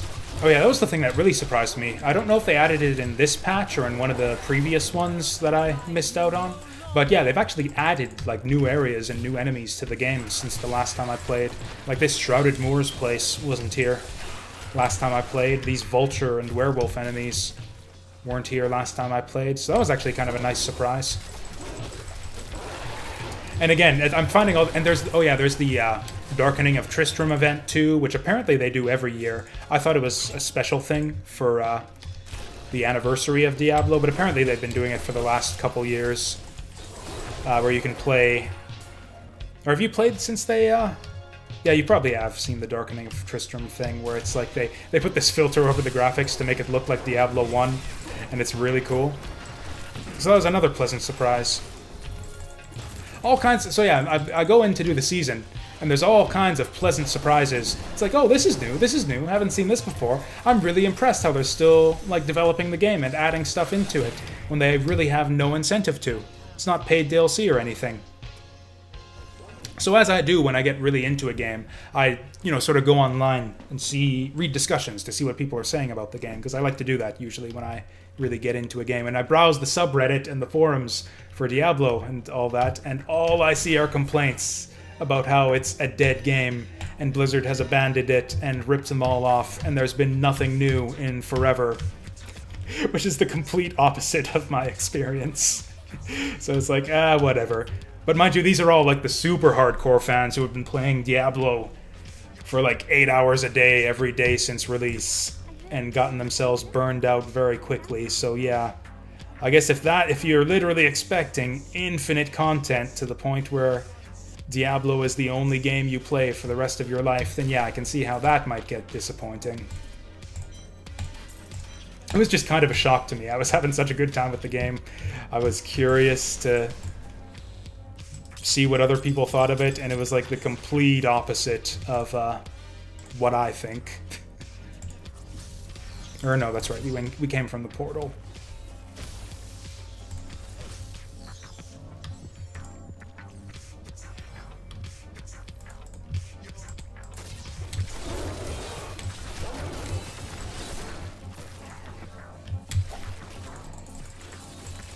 Did we even do the cursed chest? Oh yeah, 100 enemies. I never complete these.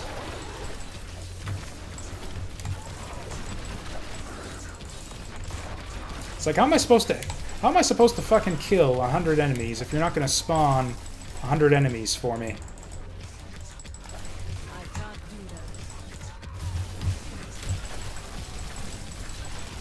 that. Oh god. Do not fear the end. Also, literally killing myself by throwing all these spikes. Okay, here's 100 enemies. 5 seconds. Oh, I don't think we're gonna make it. Oh, hey, we made it. I think. I don't know if we did that on time or not. You will make a fine court. Oh, hey, looks like we did. I think we just barely got it. We killed 101 before the timer expired. I really should probably get some kind of second... If I'm going to be doing bounties instead of rifts, I really should get some kind of secondary skill. Fuck you.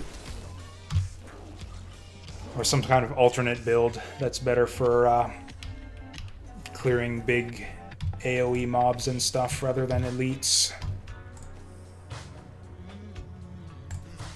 Oh, hey, we got Zoltan. Cool. That's lucky.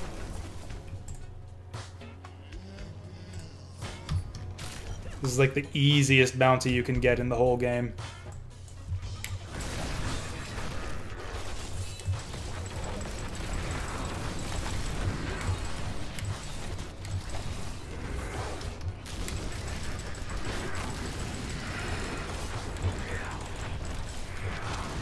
Whoa! Where'd he go? Is he dead? Nope, he's not dead.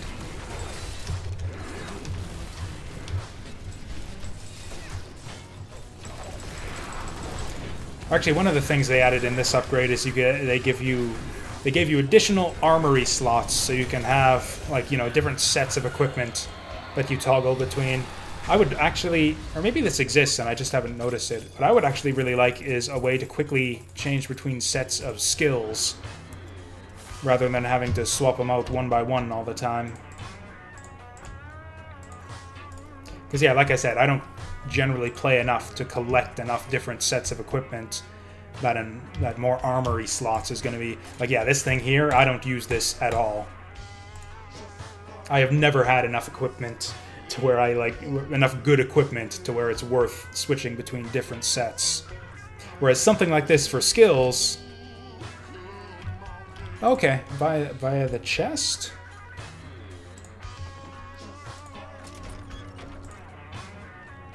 Oh, okay. So it actually does do exactly what I wanted. Okay, that's pretty neat. I did not realize that this saved your skills, too. That's really good. That's really good. Okay, I like that.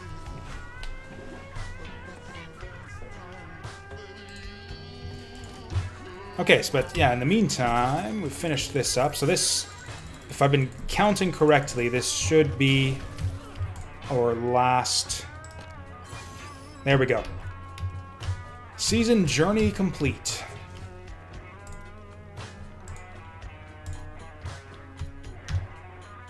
Now, the last time we got our set equipment, it was really terrible.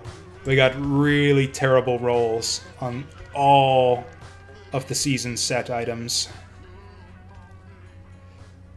So that's going to be lower because we got the intelligence gems slotted in there. It's a little bit better. We could swap out command golem damage for something better. In fact, if we swap that out for resist all, I think it'll be better. And yeah, the pants is actually a good slot. Ooh. Oh, these pants just aren't as good as Ashiara's pants, though. They're just not that good. Problem is, I'm using my chest to get the Born's bonus. Or I guess yeah, the Born set isn't amazing. We're well past the point where the experience helps us at all, and this isn't really a cooldown-based build.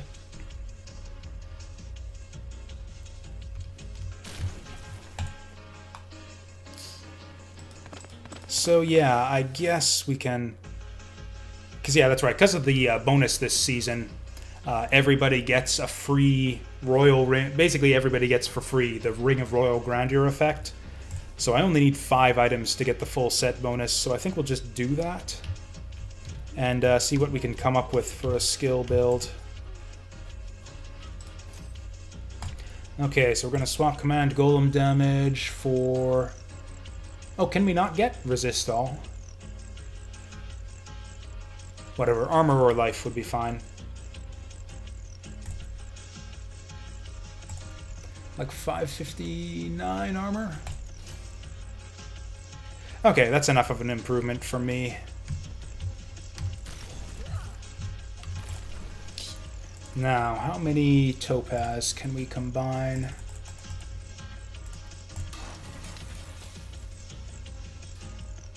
One. Is that all the topaz we've got?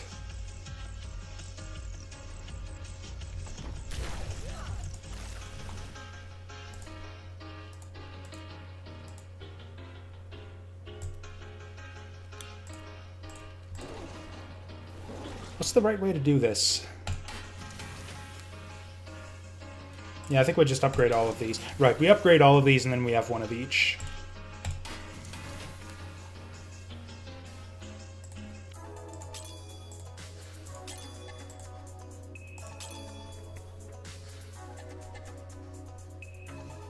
Wait, what am I doing? That's the wrong son of a bitch. Wrong set.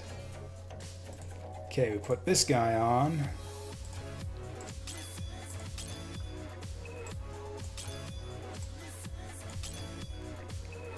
Then yeah, the pants, we can get rid of them. We can just drop our pants in the box here. And then we're on basically all set items now, so we can just, yeah, just salvage the rest of this crap.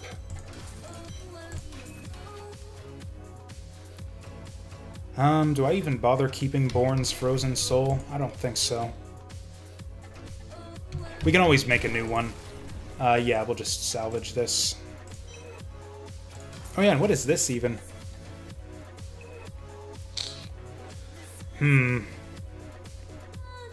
Yeah, we need the gloves for the set anyways, and shrine effects last for 10 minutes. Now, there is absolutely no way that that applies to pylons, like conduit pylons and stuff. If it did, that would be amazing, but there's just no way. So yeah, we're gonna ditch that.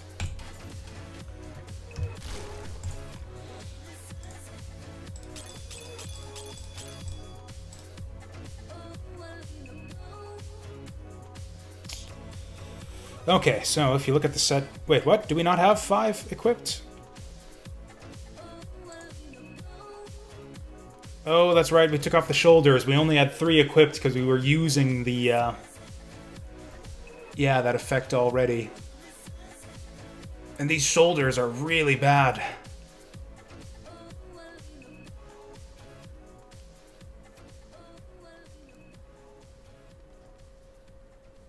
And these pants are really bad. Ugh. Well, okay, if this is the way it's gonna be... Oh, but I already sold. I already got rid of Born's Frozen Soul. God, now we're gonna have to farm for our 5th one.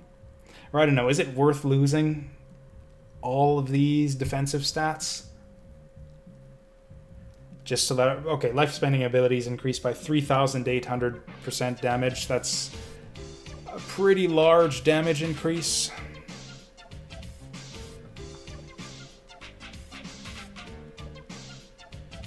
Okay, so we want legs or shoulders. Not legs, because our Ashiara pants are way better than our Tragul pants.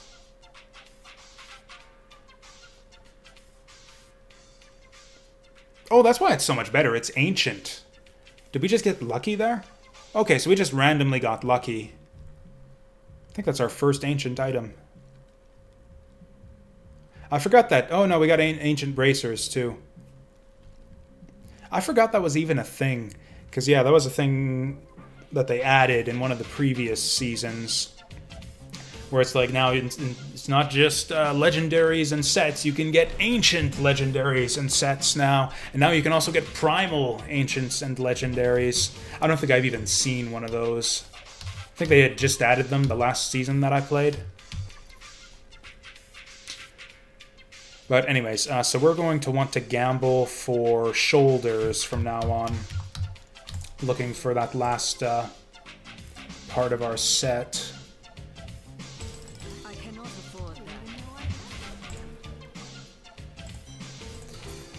So yeah, I guess we just do greater rifts now until we get the stuff we want. Of course, but we gotta do regular rifts.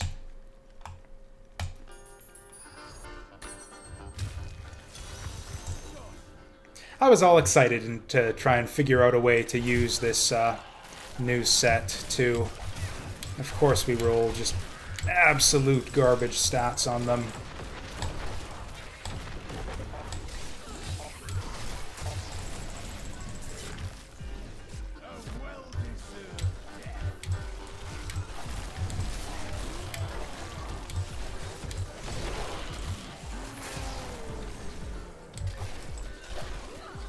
Ooh, I think that's a blood shard goblin.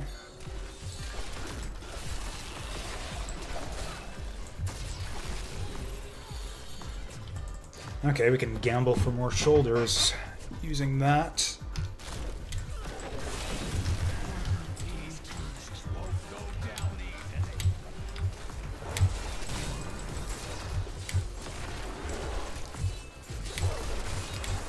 I think they went down pretty easily.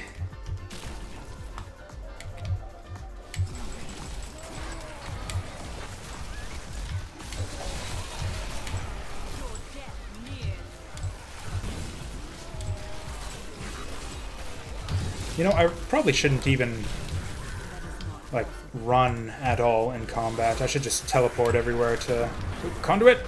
No. I guess channeling's not bad. We are having resource problems.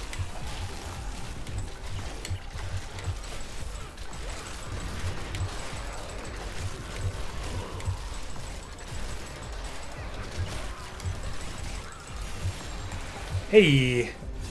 That's excellent. I think our ring is our last slot that isn't... Oh, we got the bracers too? Oh, I think we got ancient bracers already, so that'll be tough to replace.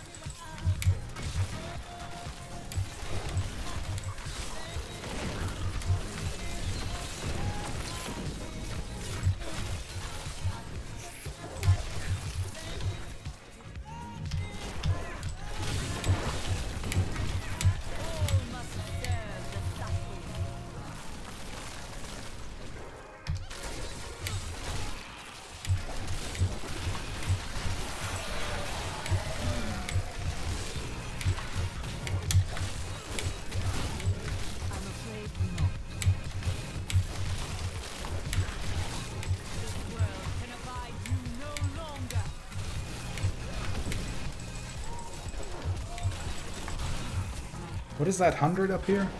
Oh yeah, I completely forgot about that effect of the set.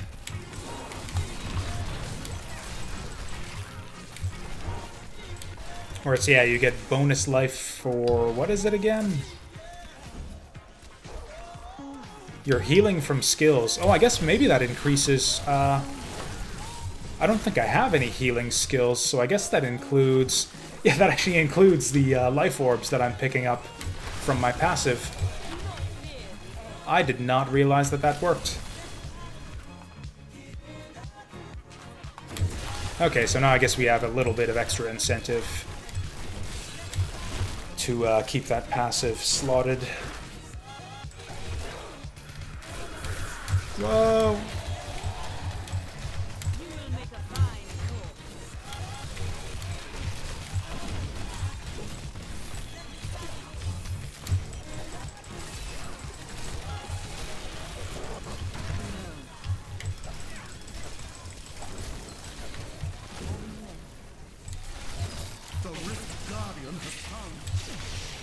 Oh, I did not realize we were even close to getting the Guardian to spawn.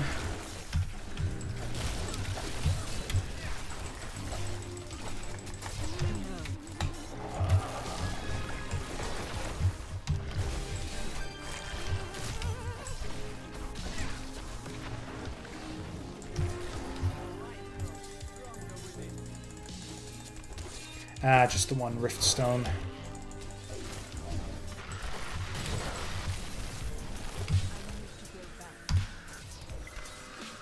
Okay, we got a few things on that run.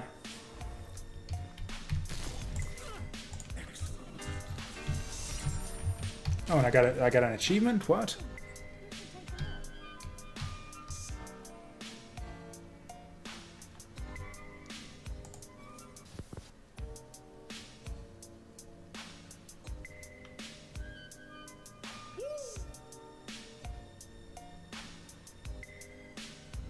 Okay. So we can pretty much dismiss all of the yellows from now on, just out of hand without even examining them. I think I've made that observation a few times already, but it hasn't stopped me from looking at them. Okay, what do we got?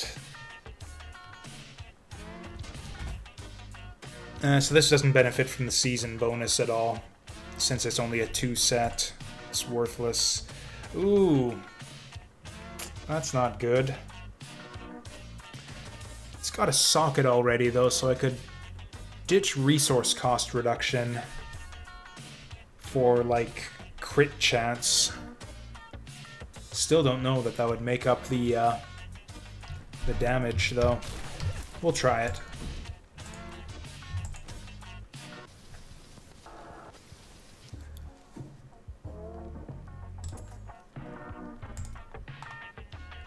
Actually, I think what I really want to ditch is Vitality, because resource cost reduction is actually kind of decent.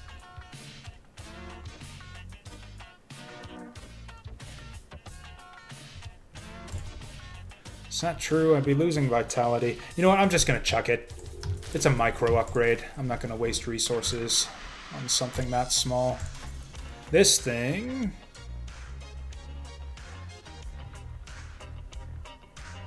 to explode with demonic fury. Now it's got a slot, so we could put, what could we put in there? Like 16% elite damage, which would be alright. Or what if we put our best ruby?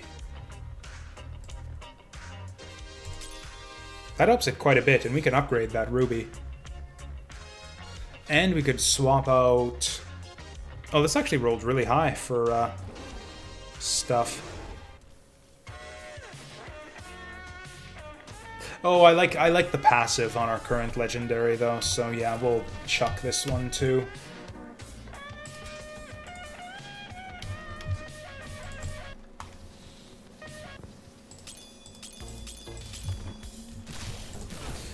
So I think we're just getting rid of all this stuff then.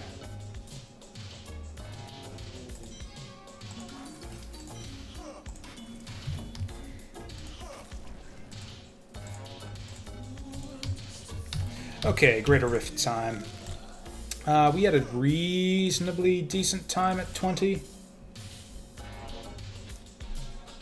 Don't want to move up too fast, though. There's no reason to push, really. We farmed 20 pretty comfortably. Although we've gained a bit of power since then, too, so we'll go to... fuck it. Let's max out. Let's see what we can do.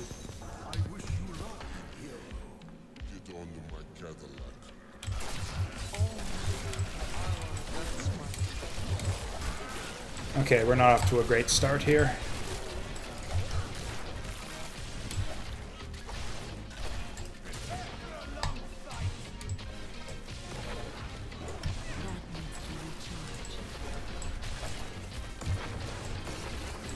Really not off to a great start here. I should have gone to 21. Oh well, we know for next time. Frankly, yeah, I will probably be looking to farm level 30 level like 20 greater rifts from here on in. Can't find any good big groups here. Guess we'll make one.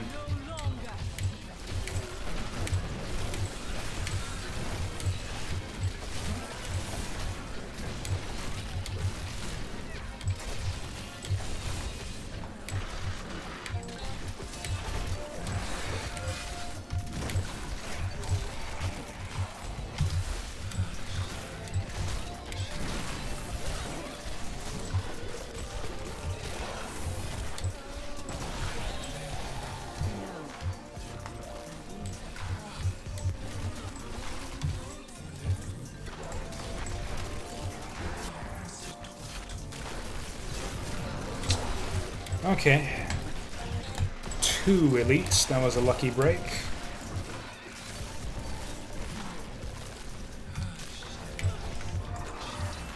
Ooh, Speedy Gonzalez.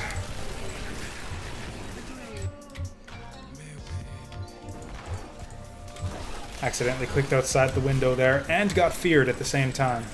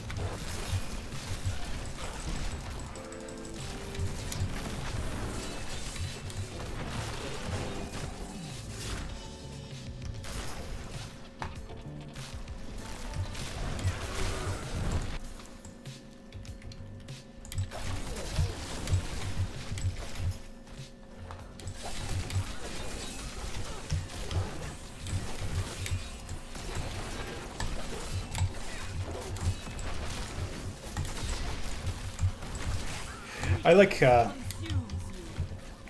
like maps that have these bloated guys on them, because you can basically just pop them and run and just trust that their explosion will kill a bunch of stuff for you while you run away.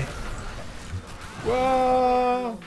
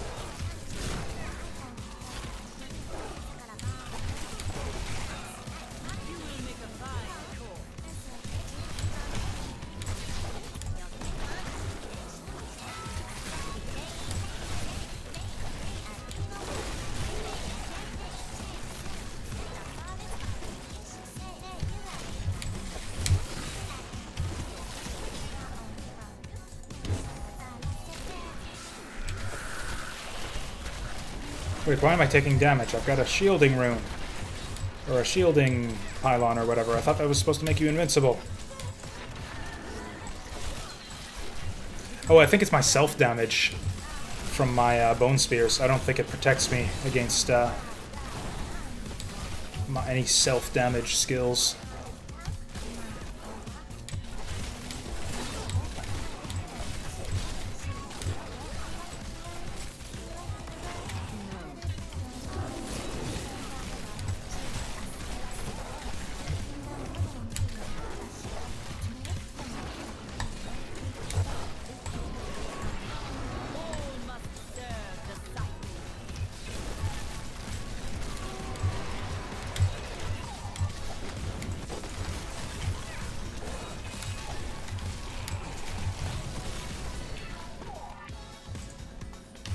That is not possible.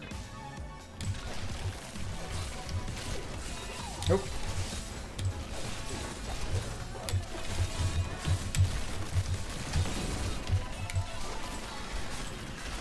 World can abide. Ah!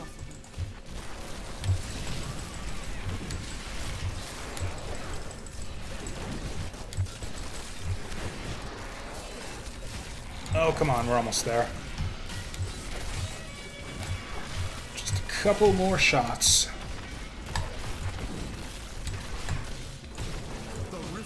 There he is.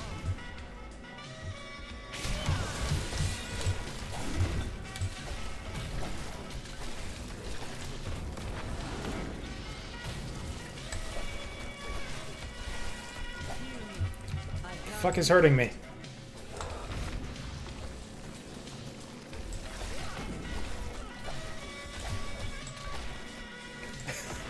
Okay, this works.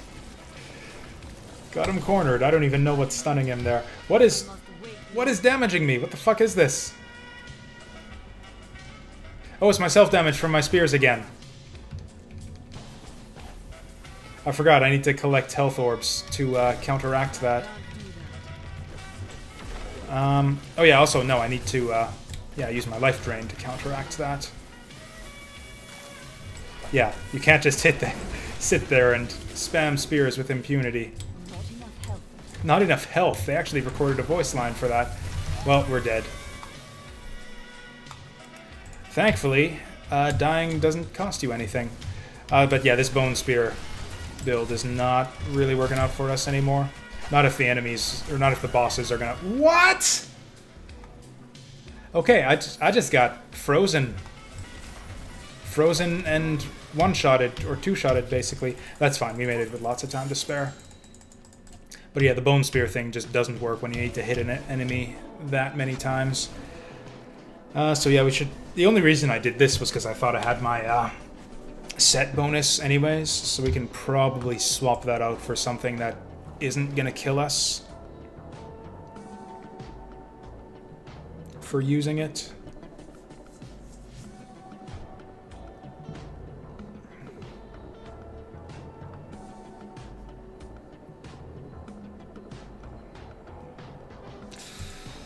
None of these is amazing, though.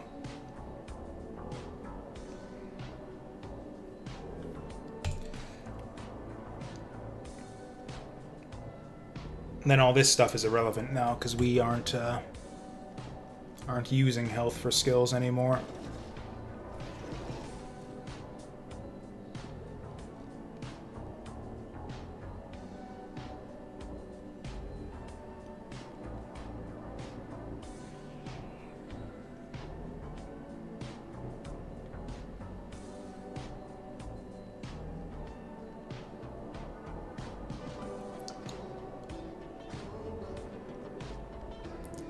Yeah, I don't like any of these passives. I guess we'll do that one.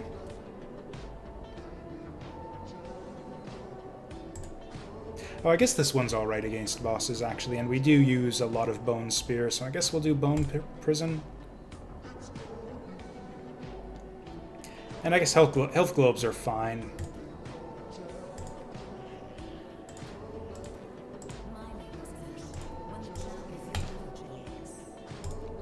Oh, and okay, what do we get? We got Ice Blink, your cold skills, Blah, blah, blah. I don't really use cold skills. Really, I think we just want to upgrade Bane of the Powerful to as high as we can get it. Is our top priority. Did I get 0 legendaries out of that? Fantastic. Man, I've been getting fewer and fewer legendaries out of these greater rifts as we've been upping our rift level. This is just silly.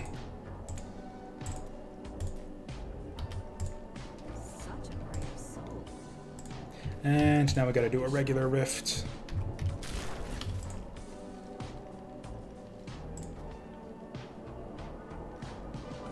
Oh, actually, that might be good for our follower. 300 something.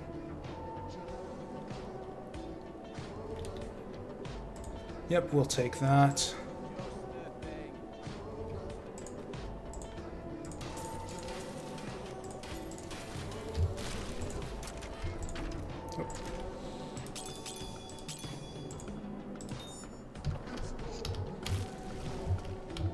Oh yeah, I guess it's time for repairs. God, when was the last time I paid attention to that?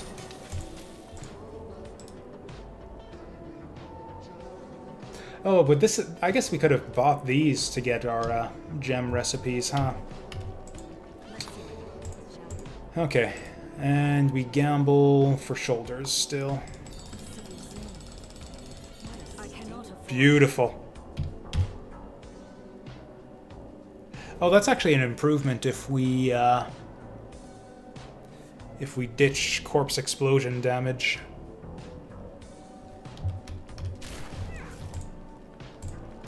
Although how much of one remains to be seen. What can we get? We can get armor.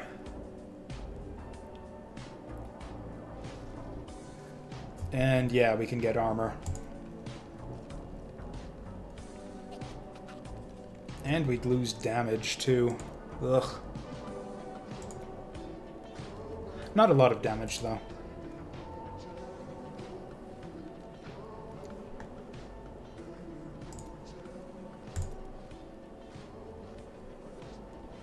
Oh, you know what?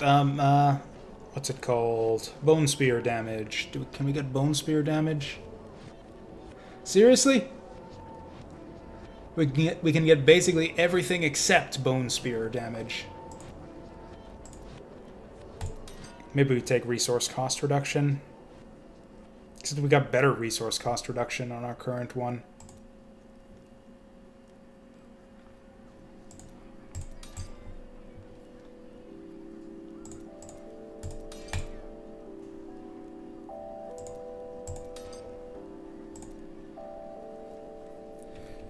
This is a waste of resources. I'm chucking it in the garbage.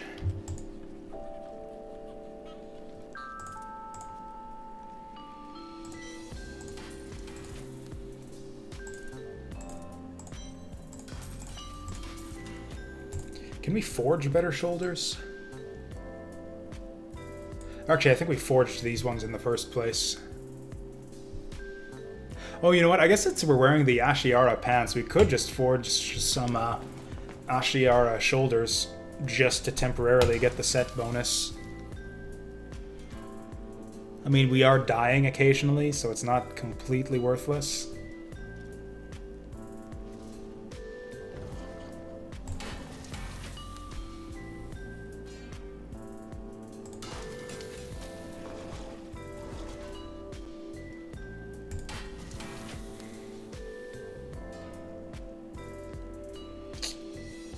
So this is all crap.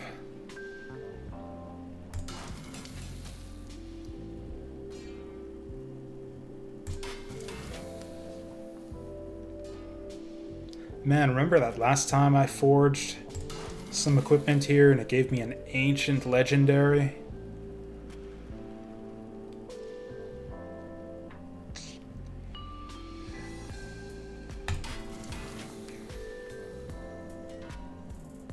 Oh, you know what? That's all right. We lose the toughness, but then we get resist all and all that other good stuff. Yeah, I think I'll take this. Yeah, we get resist all and life. Or maybe it takes it... No, there's no way it takes that into account with the toughness. Would they? This one gives us int vit life, this one gives us int vit armor. So they're basically about even on toughness, on defensive stats. Yeah, there's no way it includes the resistance and the life on top of that. Is there like a button I can hold down to not get the prompt? It's like, are you sure you want to destroy all this garbage? Yes. Yes, I'm sure that I want to get rid of all this garbage. Anyways, I'm just gonna take a minute break to go to the bathroom and make some tea.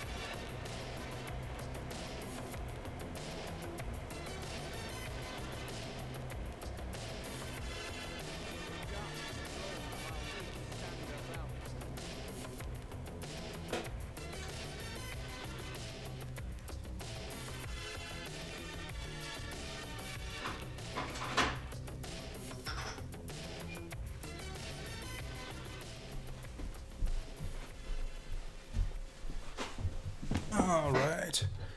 I had a brilliant idea when I was sitting on the toilet there. Let's go look at the cube. Because the cube can do things, and I keep forgetting all the things that the cube can do. Like, I use it to extract powers. I do that a lot, because it's really helpful to just have these free powers here. Still haven't found a good ring worth slotting in there. Reforge Legendary. So I think this basically lets you turn a legendary into another legendary. Upgrade rare item, where you basically turn a rare into a legendary. Convert set item. Now I think I misused this before. I was kind of expecting it to like re-roll a set item. But I think what this does is it like re-rolls the entire item, or it like will potentially give you a different item of that same set. Can't remember exactly how that works. Darkness of Radament. I don't... Oh, convert gems? Oh, right, this lets you convert gems of one type to another. Oh, so I shouldn't have been selling all of those amethysts earlier. I forgot you could do that. We should probably do that.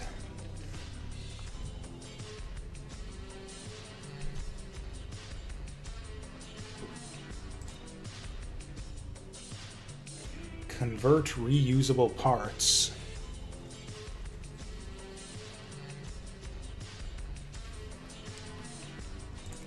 How are we for consumables now anyways? We don't really have that many reusable parts. That's the weird thing about late game, is that reusable parts becomes like the rarest and hardest to find crafting material, because you just don't find normal items anymore. Everything's magic or better. Convert. I really wish that they were more descriptive with what these recipes do.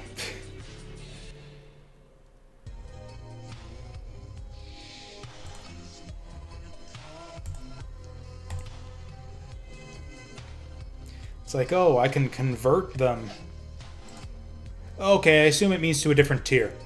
Okay, I think I get it. So I can convert my arcane dust to a reusable part or to a veiled crystal. I'm guessing that's what that does. And so the rarity of the item will determine what it gets converted to. I'm guessing that's what that does. In which case, yeah, I could convert my dust into reusable parts. Augment ancient item. I don't know what that is, but it's going to be a long-ass time before we even get the gems anyways to do this.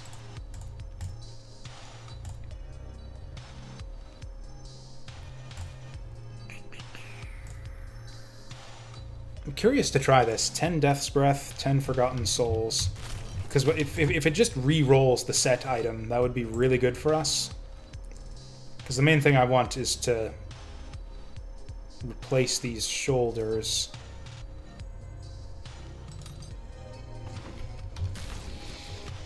I think I made the same mistake last season, where I went to convert set item and it spit out a different set item.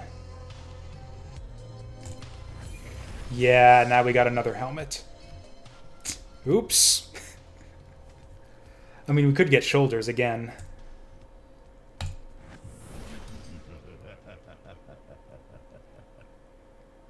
Or is this the same stats still, though? I should have paid closer attention to that. I think it changes the type of the item, like from shoulders to helmet or whatever, but it maintains its stats, maybe?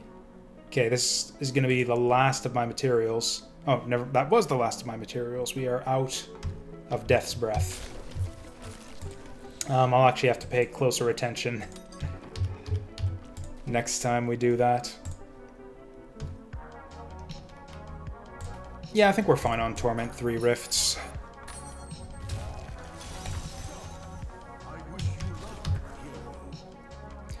Okay, so I can spam... So we changed up our skill build a bit, so I can spam... Oh, hey, we got the cow level again.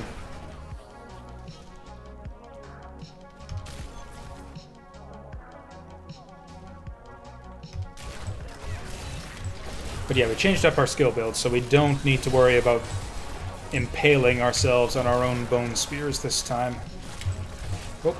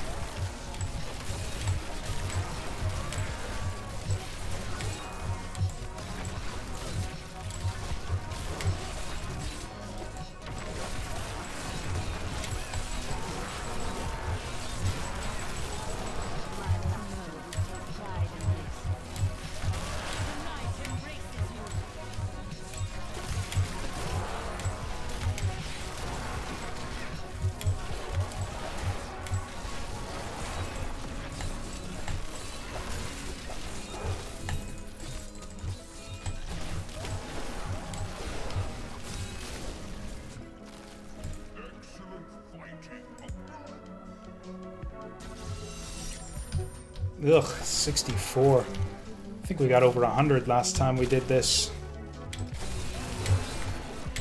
Oh, I think we were on hard difficulty then, rather than Torment 2, so I guess we're still kind of moving up. Nope, I'll grab that in a minute.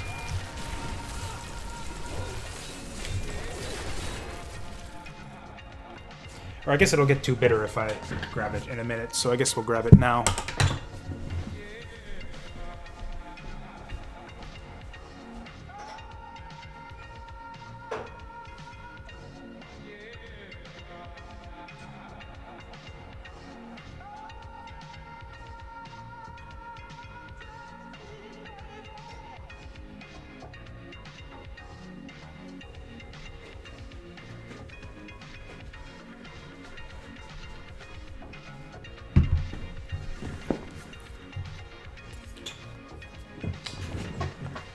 So I guess we're now at the point in the game where we don't really have an objective anymore. Oh. Oh, more challenges and rewards ahead. I thought we were done, but okay. Oh, that's right, we gotta go for the, yeah, the portraits and stuff. Portrait upgrades. Ooh, Torment 5. Level 25 Legendary Gem. So basically we've done one of these so far. Which one did we get? Get a Legendary spending Blood Shards. King of the Dead and Merciless Witch. Oh, that's from the, yeah, the bosses that you get from the Key Warden event. Yeah, it explains it right here. Oh, right, the set dungeons. Oh, those are such a pain in the ass. Torment 7. Okay. These ones will take a while. Took me, like, what, 3 place... Like, yeah. About 2.5 play sessions to get through the season journey. I think it might take me a lot longer than that to get through these Slayer objectives. All for a portrait.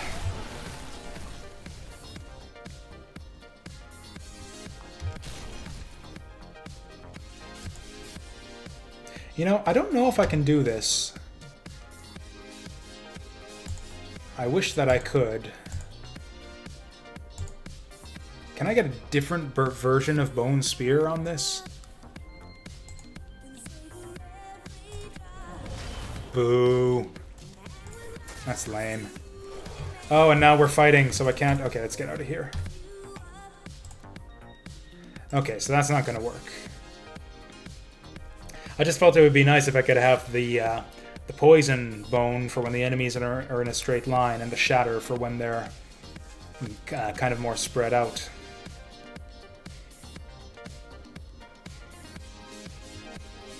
We'll do this one. No, I'll try this one again.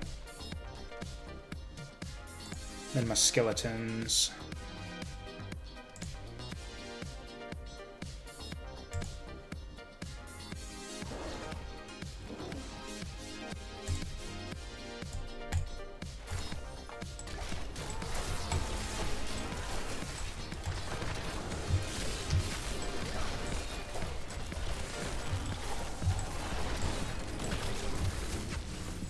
So it's good for taking out, yeah, this exploding spear. It's good for taking out crowds of enemies. The problem is it's not great for taking out elites, because the regular enemies will tend to body block the elite you're targeting.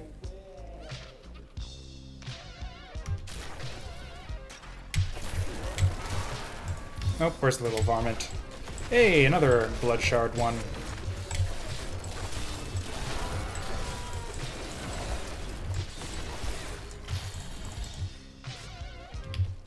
Good stuff.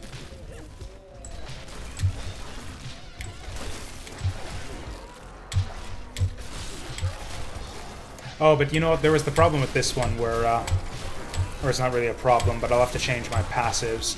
Because the way this one works best is if you get right up in the enemies, you basically let the enemies gather around you and throw this thing right in their faces, which means that Serration becomes no good anymore, because this one wants you to throw them from a distance.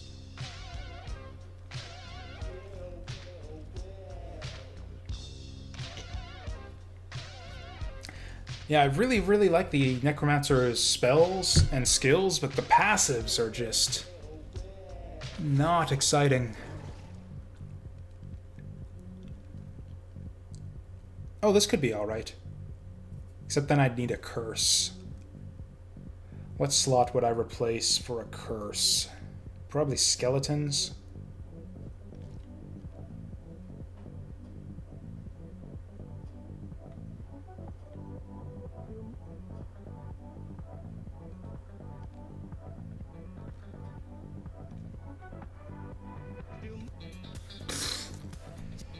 Ugh, these all suck.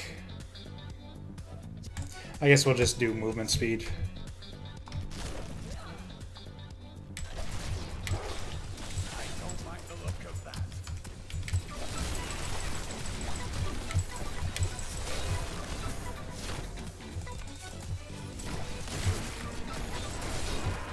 Eventually these passes will be a bit more useful. Because like basically when I'm just farming rifts, I don't really care about survivability. It's all about killing stuff as fast as we can. Once we're starting to push the greater rifts, then the defensive type skills will become more useful.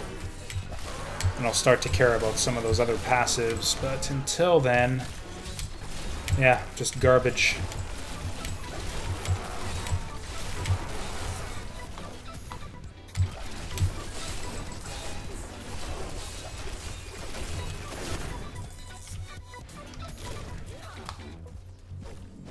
You know, I really wouldn't mind some attack speed.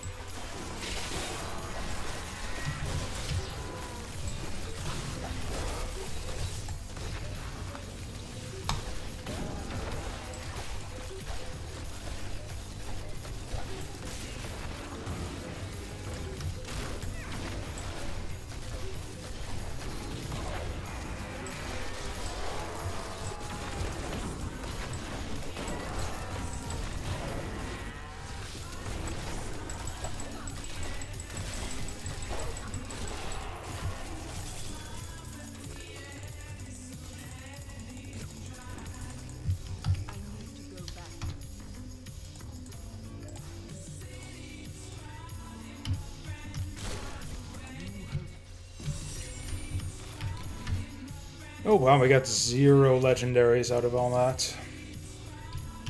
Oh well.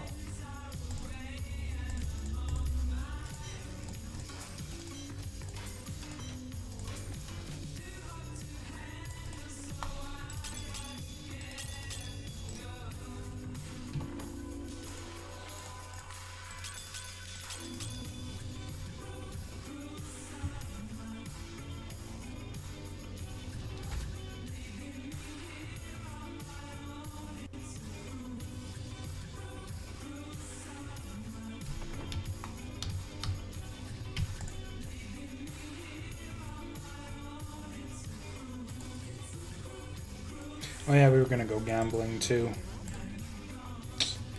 Okay, let's see shoulders. I cannot afford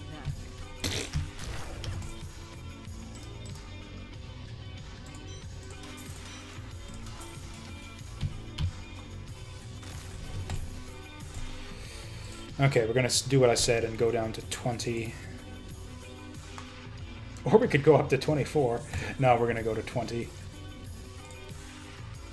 And yeah, we'll empower it. I don't have much else to spend money on right now.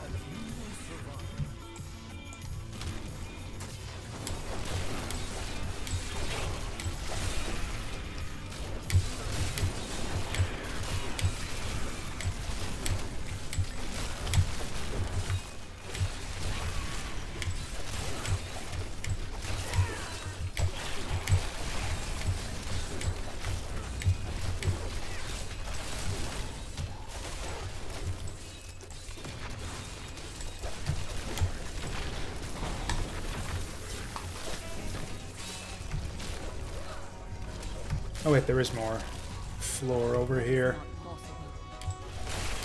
Weakness consumes you.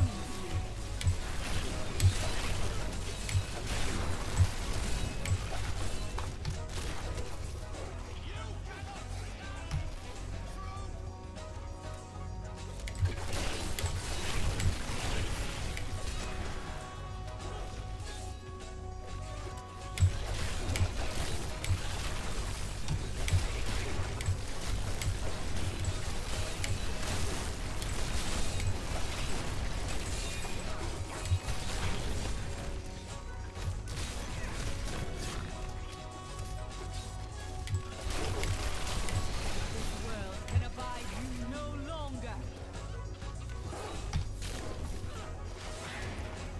Bodies can recharge.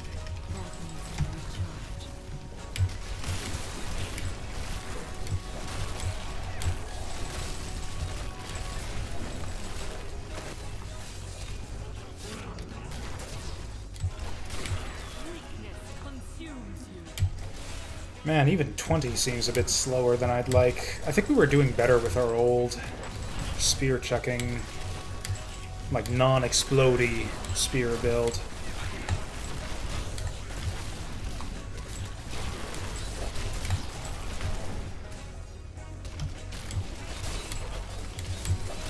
Decay and rot.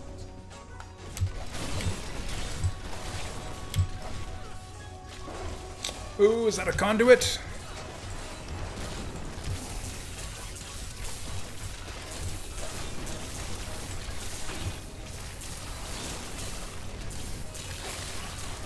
Do not fear the end.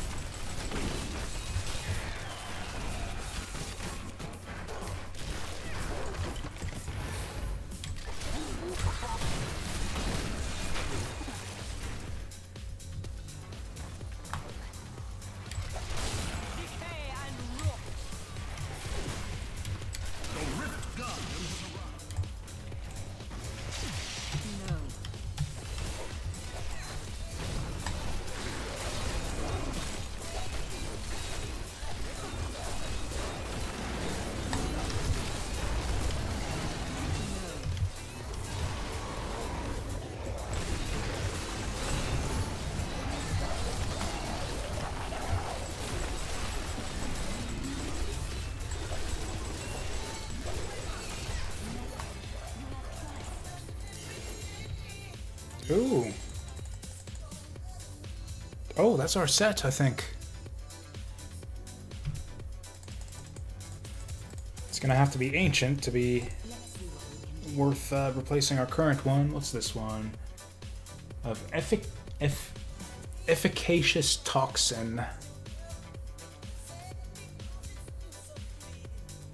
That's a lot of damage. That seems really good. I think we're going to want to use that eventually. I think we have a legendary, like one of the enchantments on one of our legendaries gives us a bunch of bonus poison damage.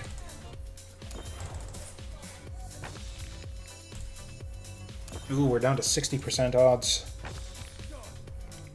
Even so, I think we're still going to want to upgrade this until it hits 25.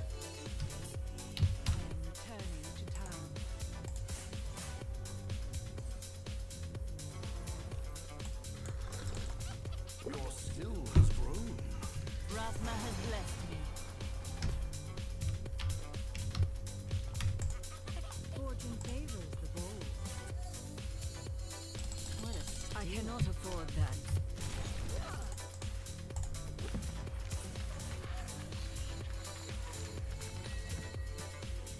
Blah.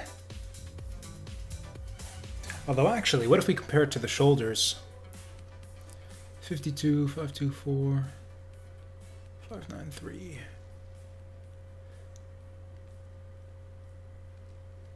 Oh, we got ancient shoulders now. I didn't even notice that.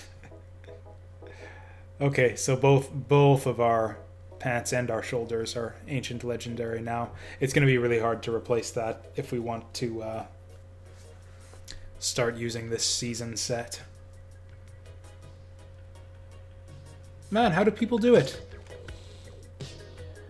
How do people get all this stuff when you need like a specific, not just a set, not just a particular item in a particular set, but it's got to be ancient too? How long would I have to grind to get an ancient legendary pants or shoulders of the Tragul set? Yeah, and that's the thing. I see all these like end game guides. It's like, oh, you want this set so you can set up this skill build, and it's like, by the time I get half of my set completed, I've completed all of the entire journey for the season, and I'm done playing at that point. It seems like all the guides are meant for people who really want to push for, like, you know, Greater Rift 100 or however the hell high it goes.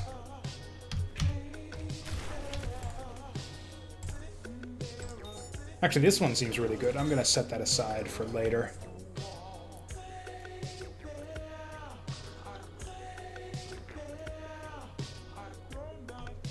This one has potential too. These other ones all suck, but those ones have potential.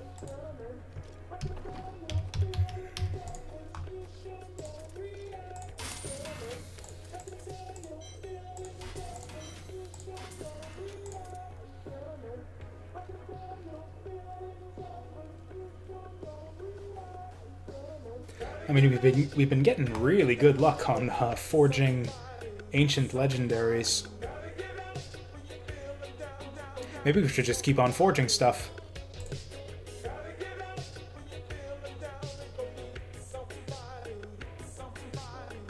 Like, yeah, this thing here isn't amazing. We can swap this out pretty easily. Oh, that's an improvement.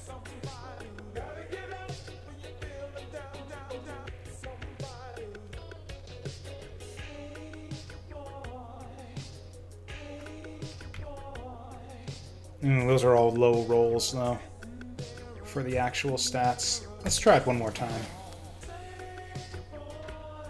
There we go.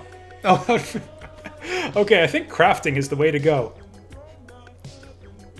We spend like 20 minutes doing a rift and get either 0 legendaries or 1 crappy legendary that's no good, and then we just like spend 2 seconds forging 2 pieces of equipment, and we instantly get an ancient legendary.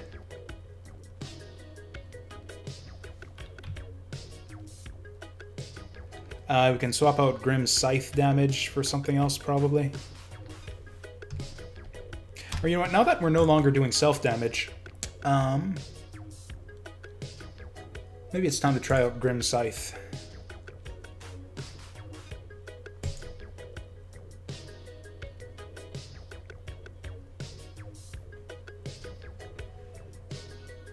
Yeah, we'll do dual scythes, and then that'll give us the opportunity to swap this out for, what was it?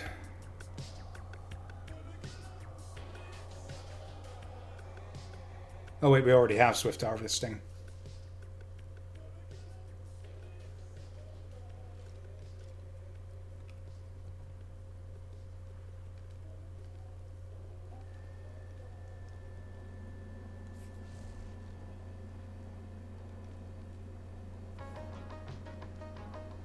Thought I saw something that triggered off of Grim Scythe.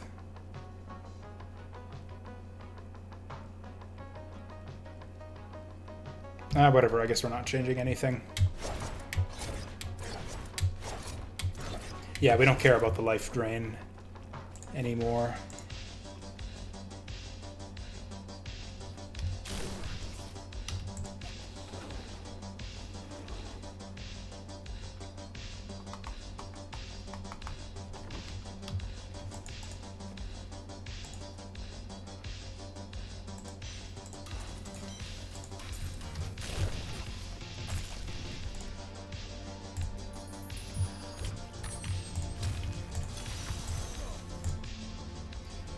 Okay, we'll see if this, because now we'll be up in enemies' faces, throwing exploding spikes in their faces. So since we're getting up close anyways, we might as well, be using Grim Scythe as our resource generator.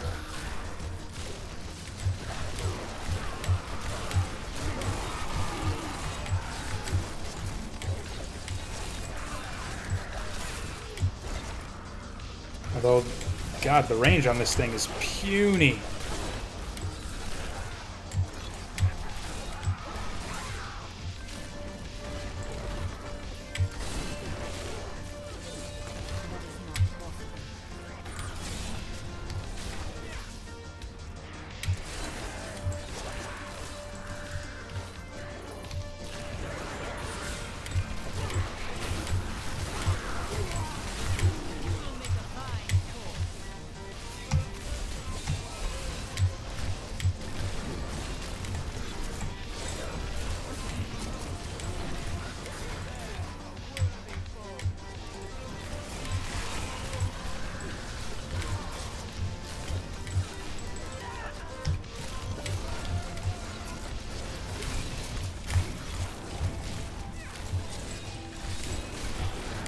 Actually, the problem with the scythes here is that they recover a lot less essence against a single target.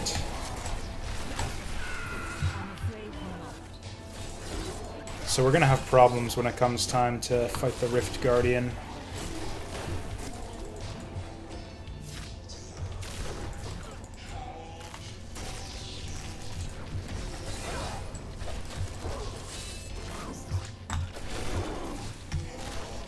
Death's Breath.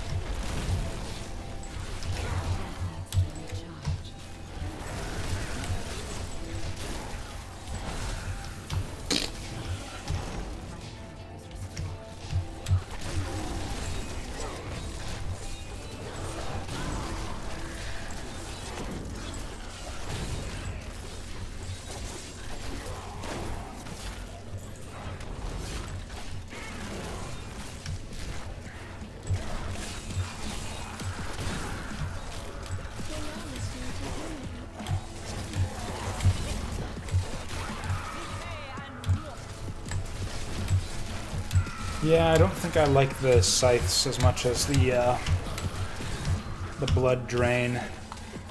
It just doesn't restore essence as fast. Not nearly.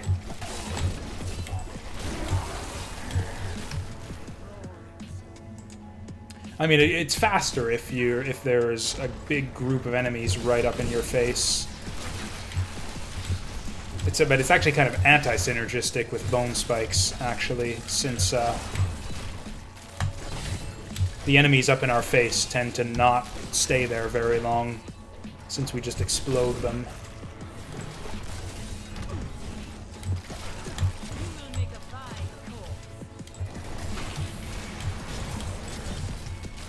Yeah, in situations like this, it's great. But then once the group starts to dwindle down, it kind of sucks.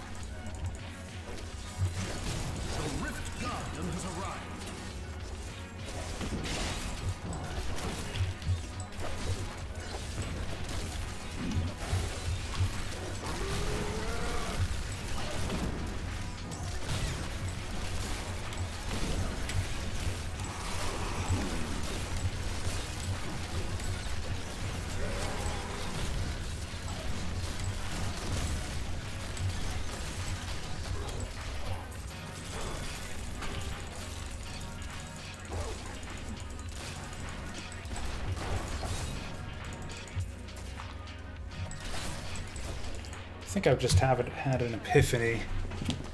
As much as I'm complaining about how crappy the passives are, that one that gives you the bonus damage with distance is actually probably the best one. So, like, I'm right about how it's not that useful since we tend to use it right up in the enemy's faces. However, we do sometimes cast it from a distance. And so in those situations, it's going to be useful. So, you know, it's like it's kind of slightly useful sometimes, which is better than any of the other passives we got. Once again, we got nothing. We got nothing that round.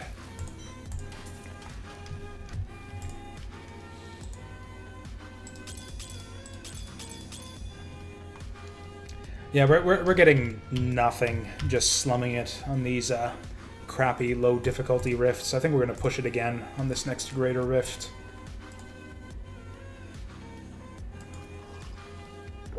We're not going to go empowered though, since there's a good chance I'll fail it.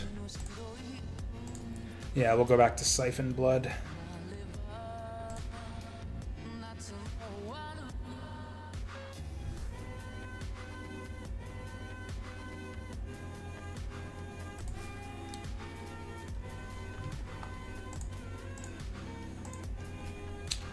Okay, let's push to 24.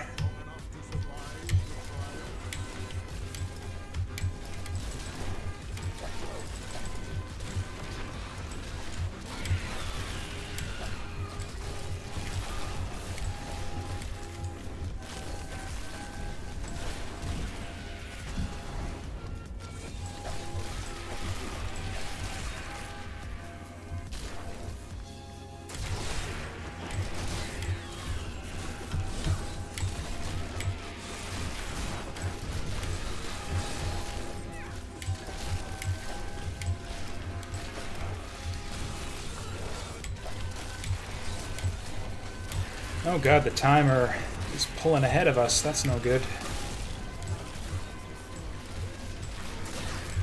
night embraces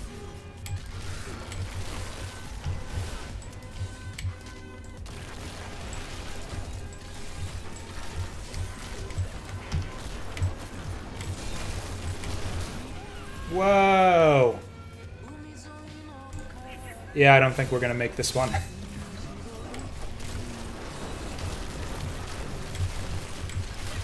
night embraces you.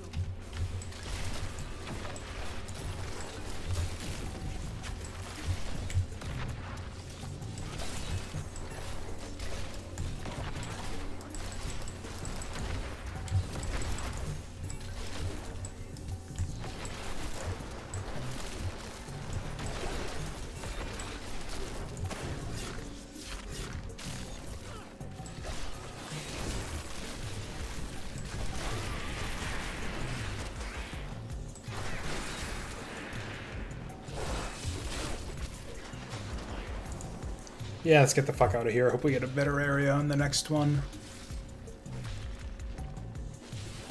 Oh boy. Yeah, the problem here is that the monsters are too strong for me to really... Oh, there we go. Okay, this will give us a leg up on the pile.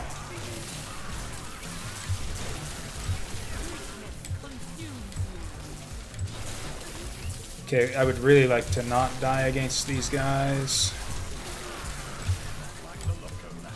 Ah!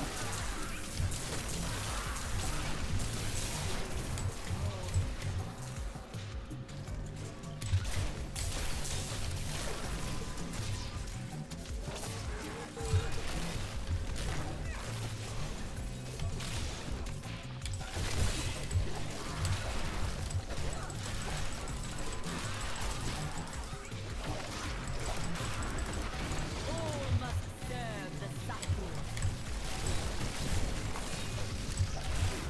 This is actually a really good map for us. There's a lot of little choke points we can use to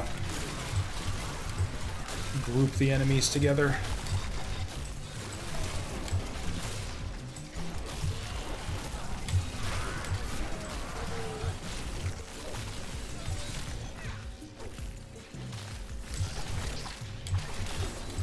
World can abide you no longer.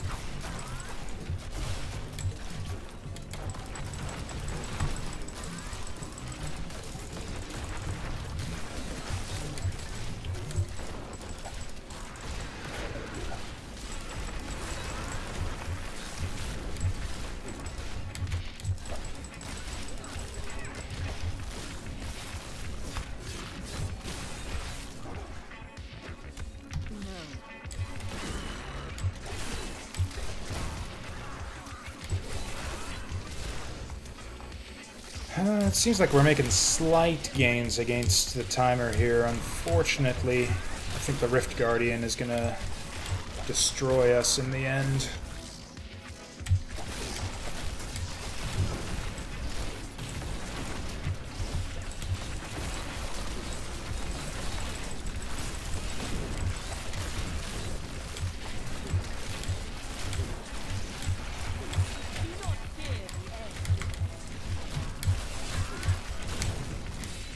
Oh, here's a little trick I never thought of. Use my skeleton command ability to direct my skeletons to kind of the general area that I want them to be in.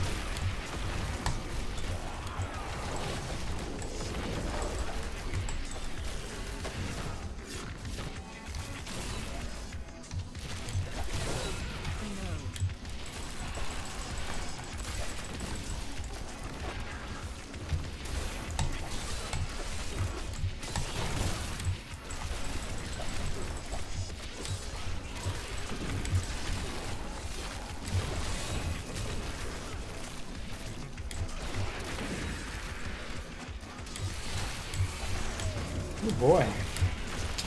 Champions galore here.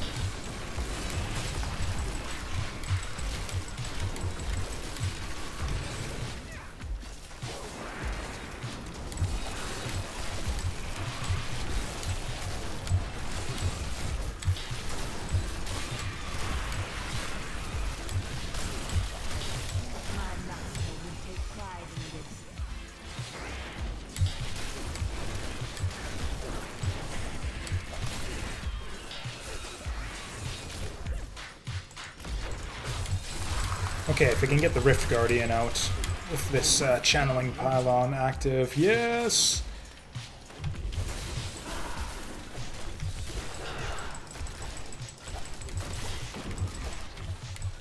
Ooh, that bone prism though. It's actually better than I gave it credit for. I didn't realize that it actually disabled them entirely for the duration.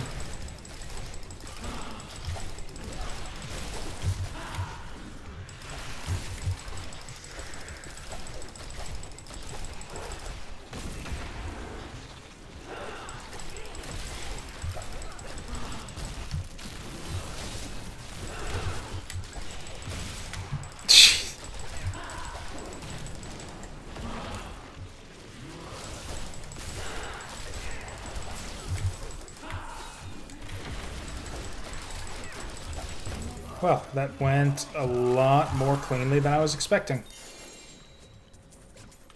Ooh, we got a ring. That has potential.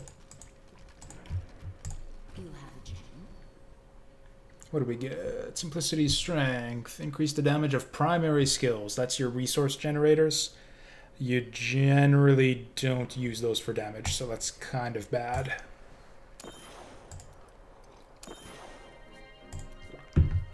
Whoa, whoa! 3 for 3 at 60%.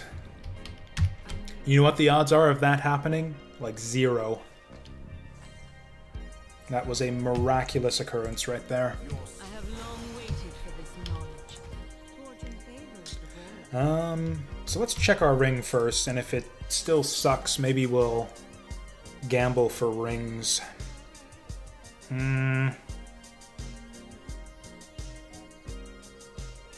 Oh, you mean like control of impairing effects like my bone prison?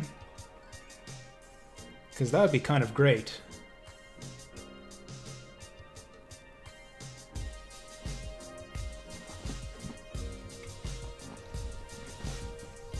And it's got a socket already, so we can put our Bane of the Powerful in there.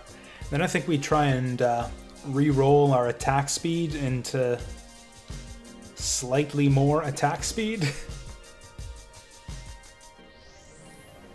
Yeah, I like this.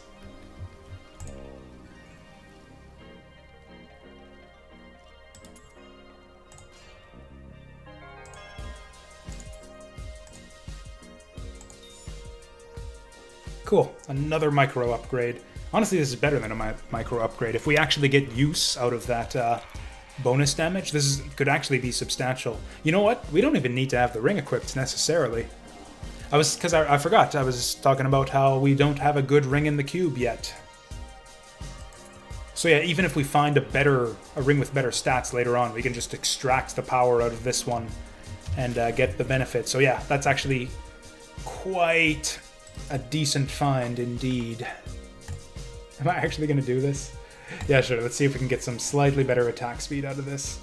Oh, we got damage. Okay, let's run this thing into the ground. I still don't know how the math works out on damage versus attack speed. I think this is going to make it worse. We're at 619k down to 611. So yeah, we need to get that attack speed back. I think this actually increases the average a bit. Ooh, crit damage. Oh! I think that's actually slightly better than when it was attack speed. Mind you, attack speed also helps with our resource generation.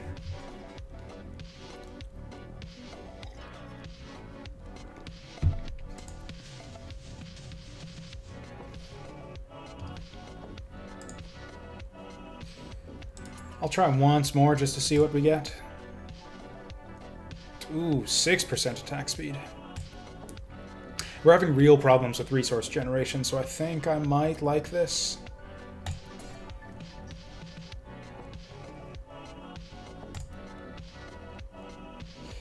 Yeah, we'll just keep it. It's not worth wasting resources on trifling shit like that. I should actually check to see if we're at 25% movement speed yet. Getting up there.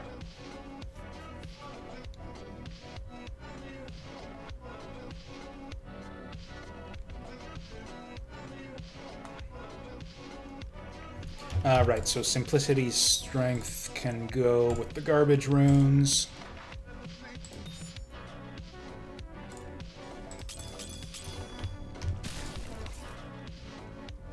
Salvage all this crap. Alright, and we were going to do some gambling. I guess it's not that important to get a ring anymore. So yeah, now we're slotted with minimum legendary everything, so I guess the next step is to get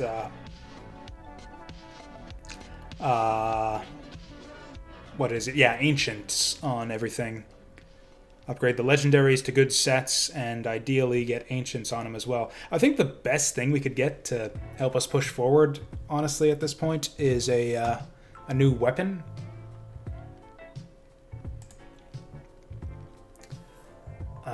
So I think we go for that. It's been a long time since we upgraded our weapons, so yeah. I don't know how, like what the meta is as far as weapons, but I pretty much always go for two-handers. Not for any like good, well thought out mathematical reason, but just because if you decide to go like sword and shield or two one-handers, problem with that is you need to find two good pieces of equipment to slot in there. Whereas if you only need one good weapon if you're going to two-hand, and so that's the sole reason why I always go two-handed, no matter what class or build I'm running.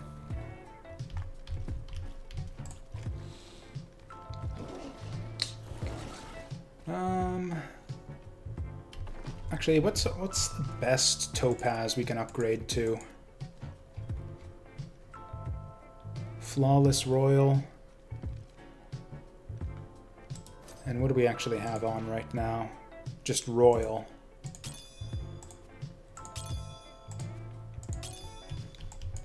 Okay, let's do a little bit of maintenance before bed then. These green gems are actually fine. It's these purple gems. These purple gems are utterly worthless. So what we want to do, I think, is upgrade them all and then convert them to topaz. So purple is what? Amethyst.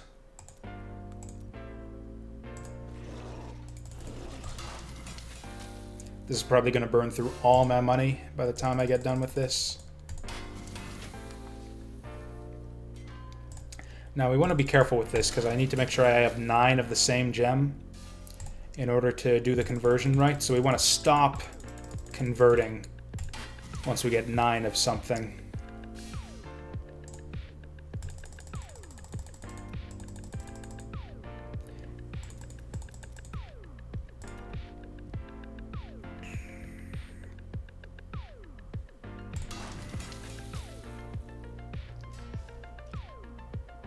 Oh, and that's as high as we can go for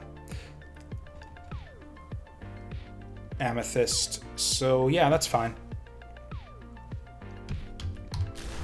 And then yeah, these ones will never find companions for them, so we'll just sell those.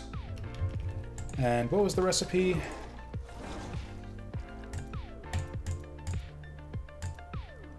Convert gems. Oh, and essence of whatever. I think they sell that at the shop. We want essence of topaz.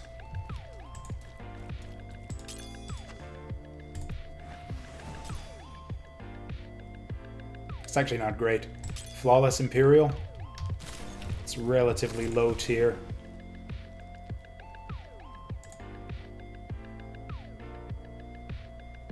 Although that is just about all of our amethyst.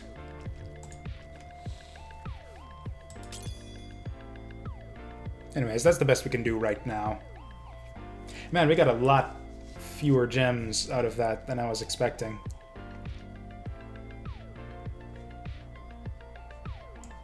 Just because I'm sick of looking at them, we'll do the emeralds too. Costs hardly any money anyways.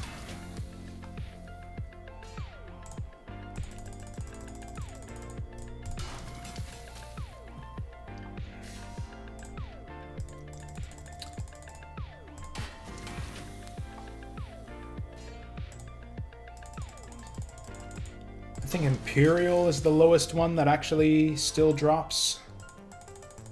Oof. Well, okay, we'll leave that off.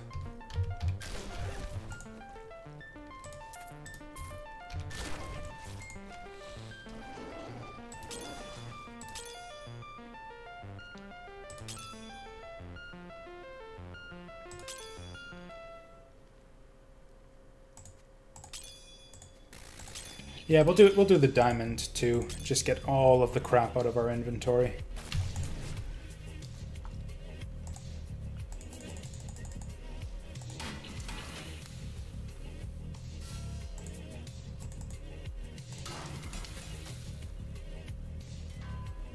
Okay, and then Imperial's a fine place to stop.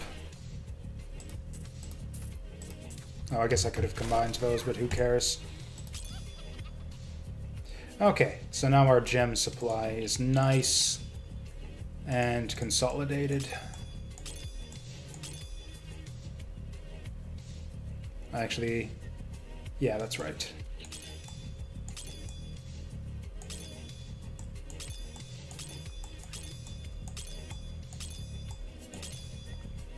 Okay, good stuff. I think that's going to do it for me tonight. It's midnight, and I've got work tomorrow, and I kind of fucked up my sleep schedule a bit in the last few days, staying up way too late, playing Diablo 3. Like I said earlier, there's no need to, you know, burn yourself out. We can play this for a few weeks. The season will still be here a few weeks from now. So yeah, thanks y'all for watching. Thanks for coming out, Basil. I'll see you guys. Yeah, next time, which will be not tomorrow, but Wednesday. So, yeah, see you then.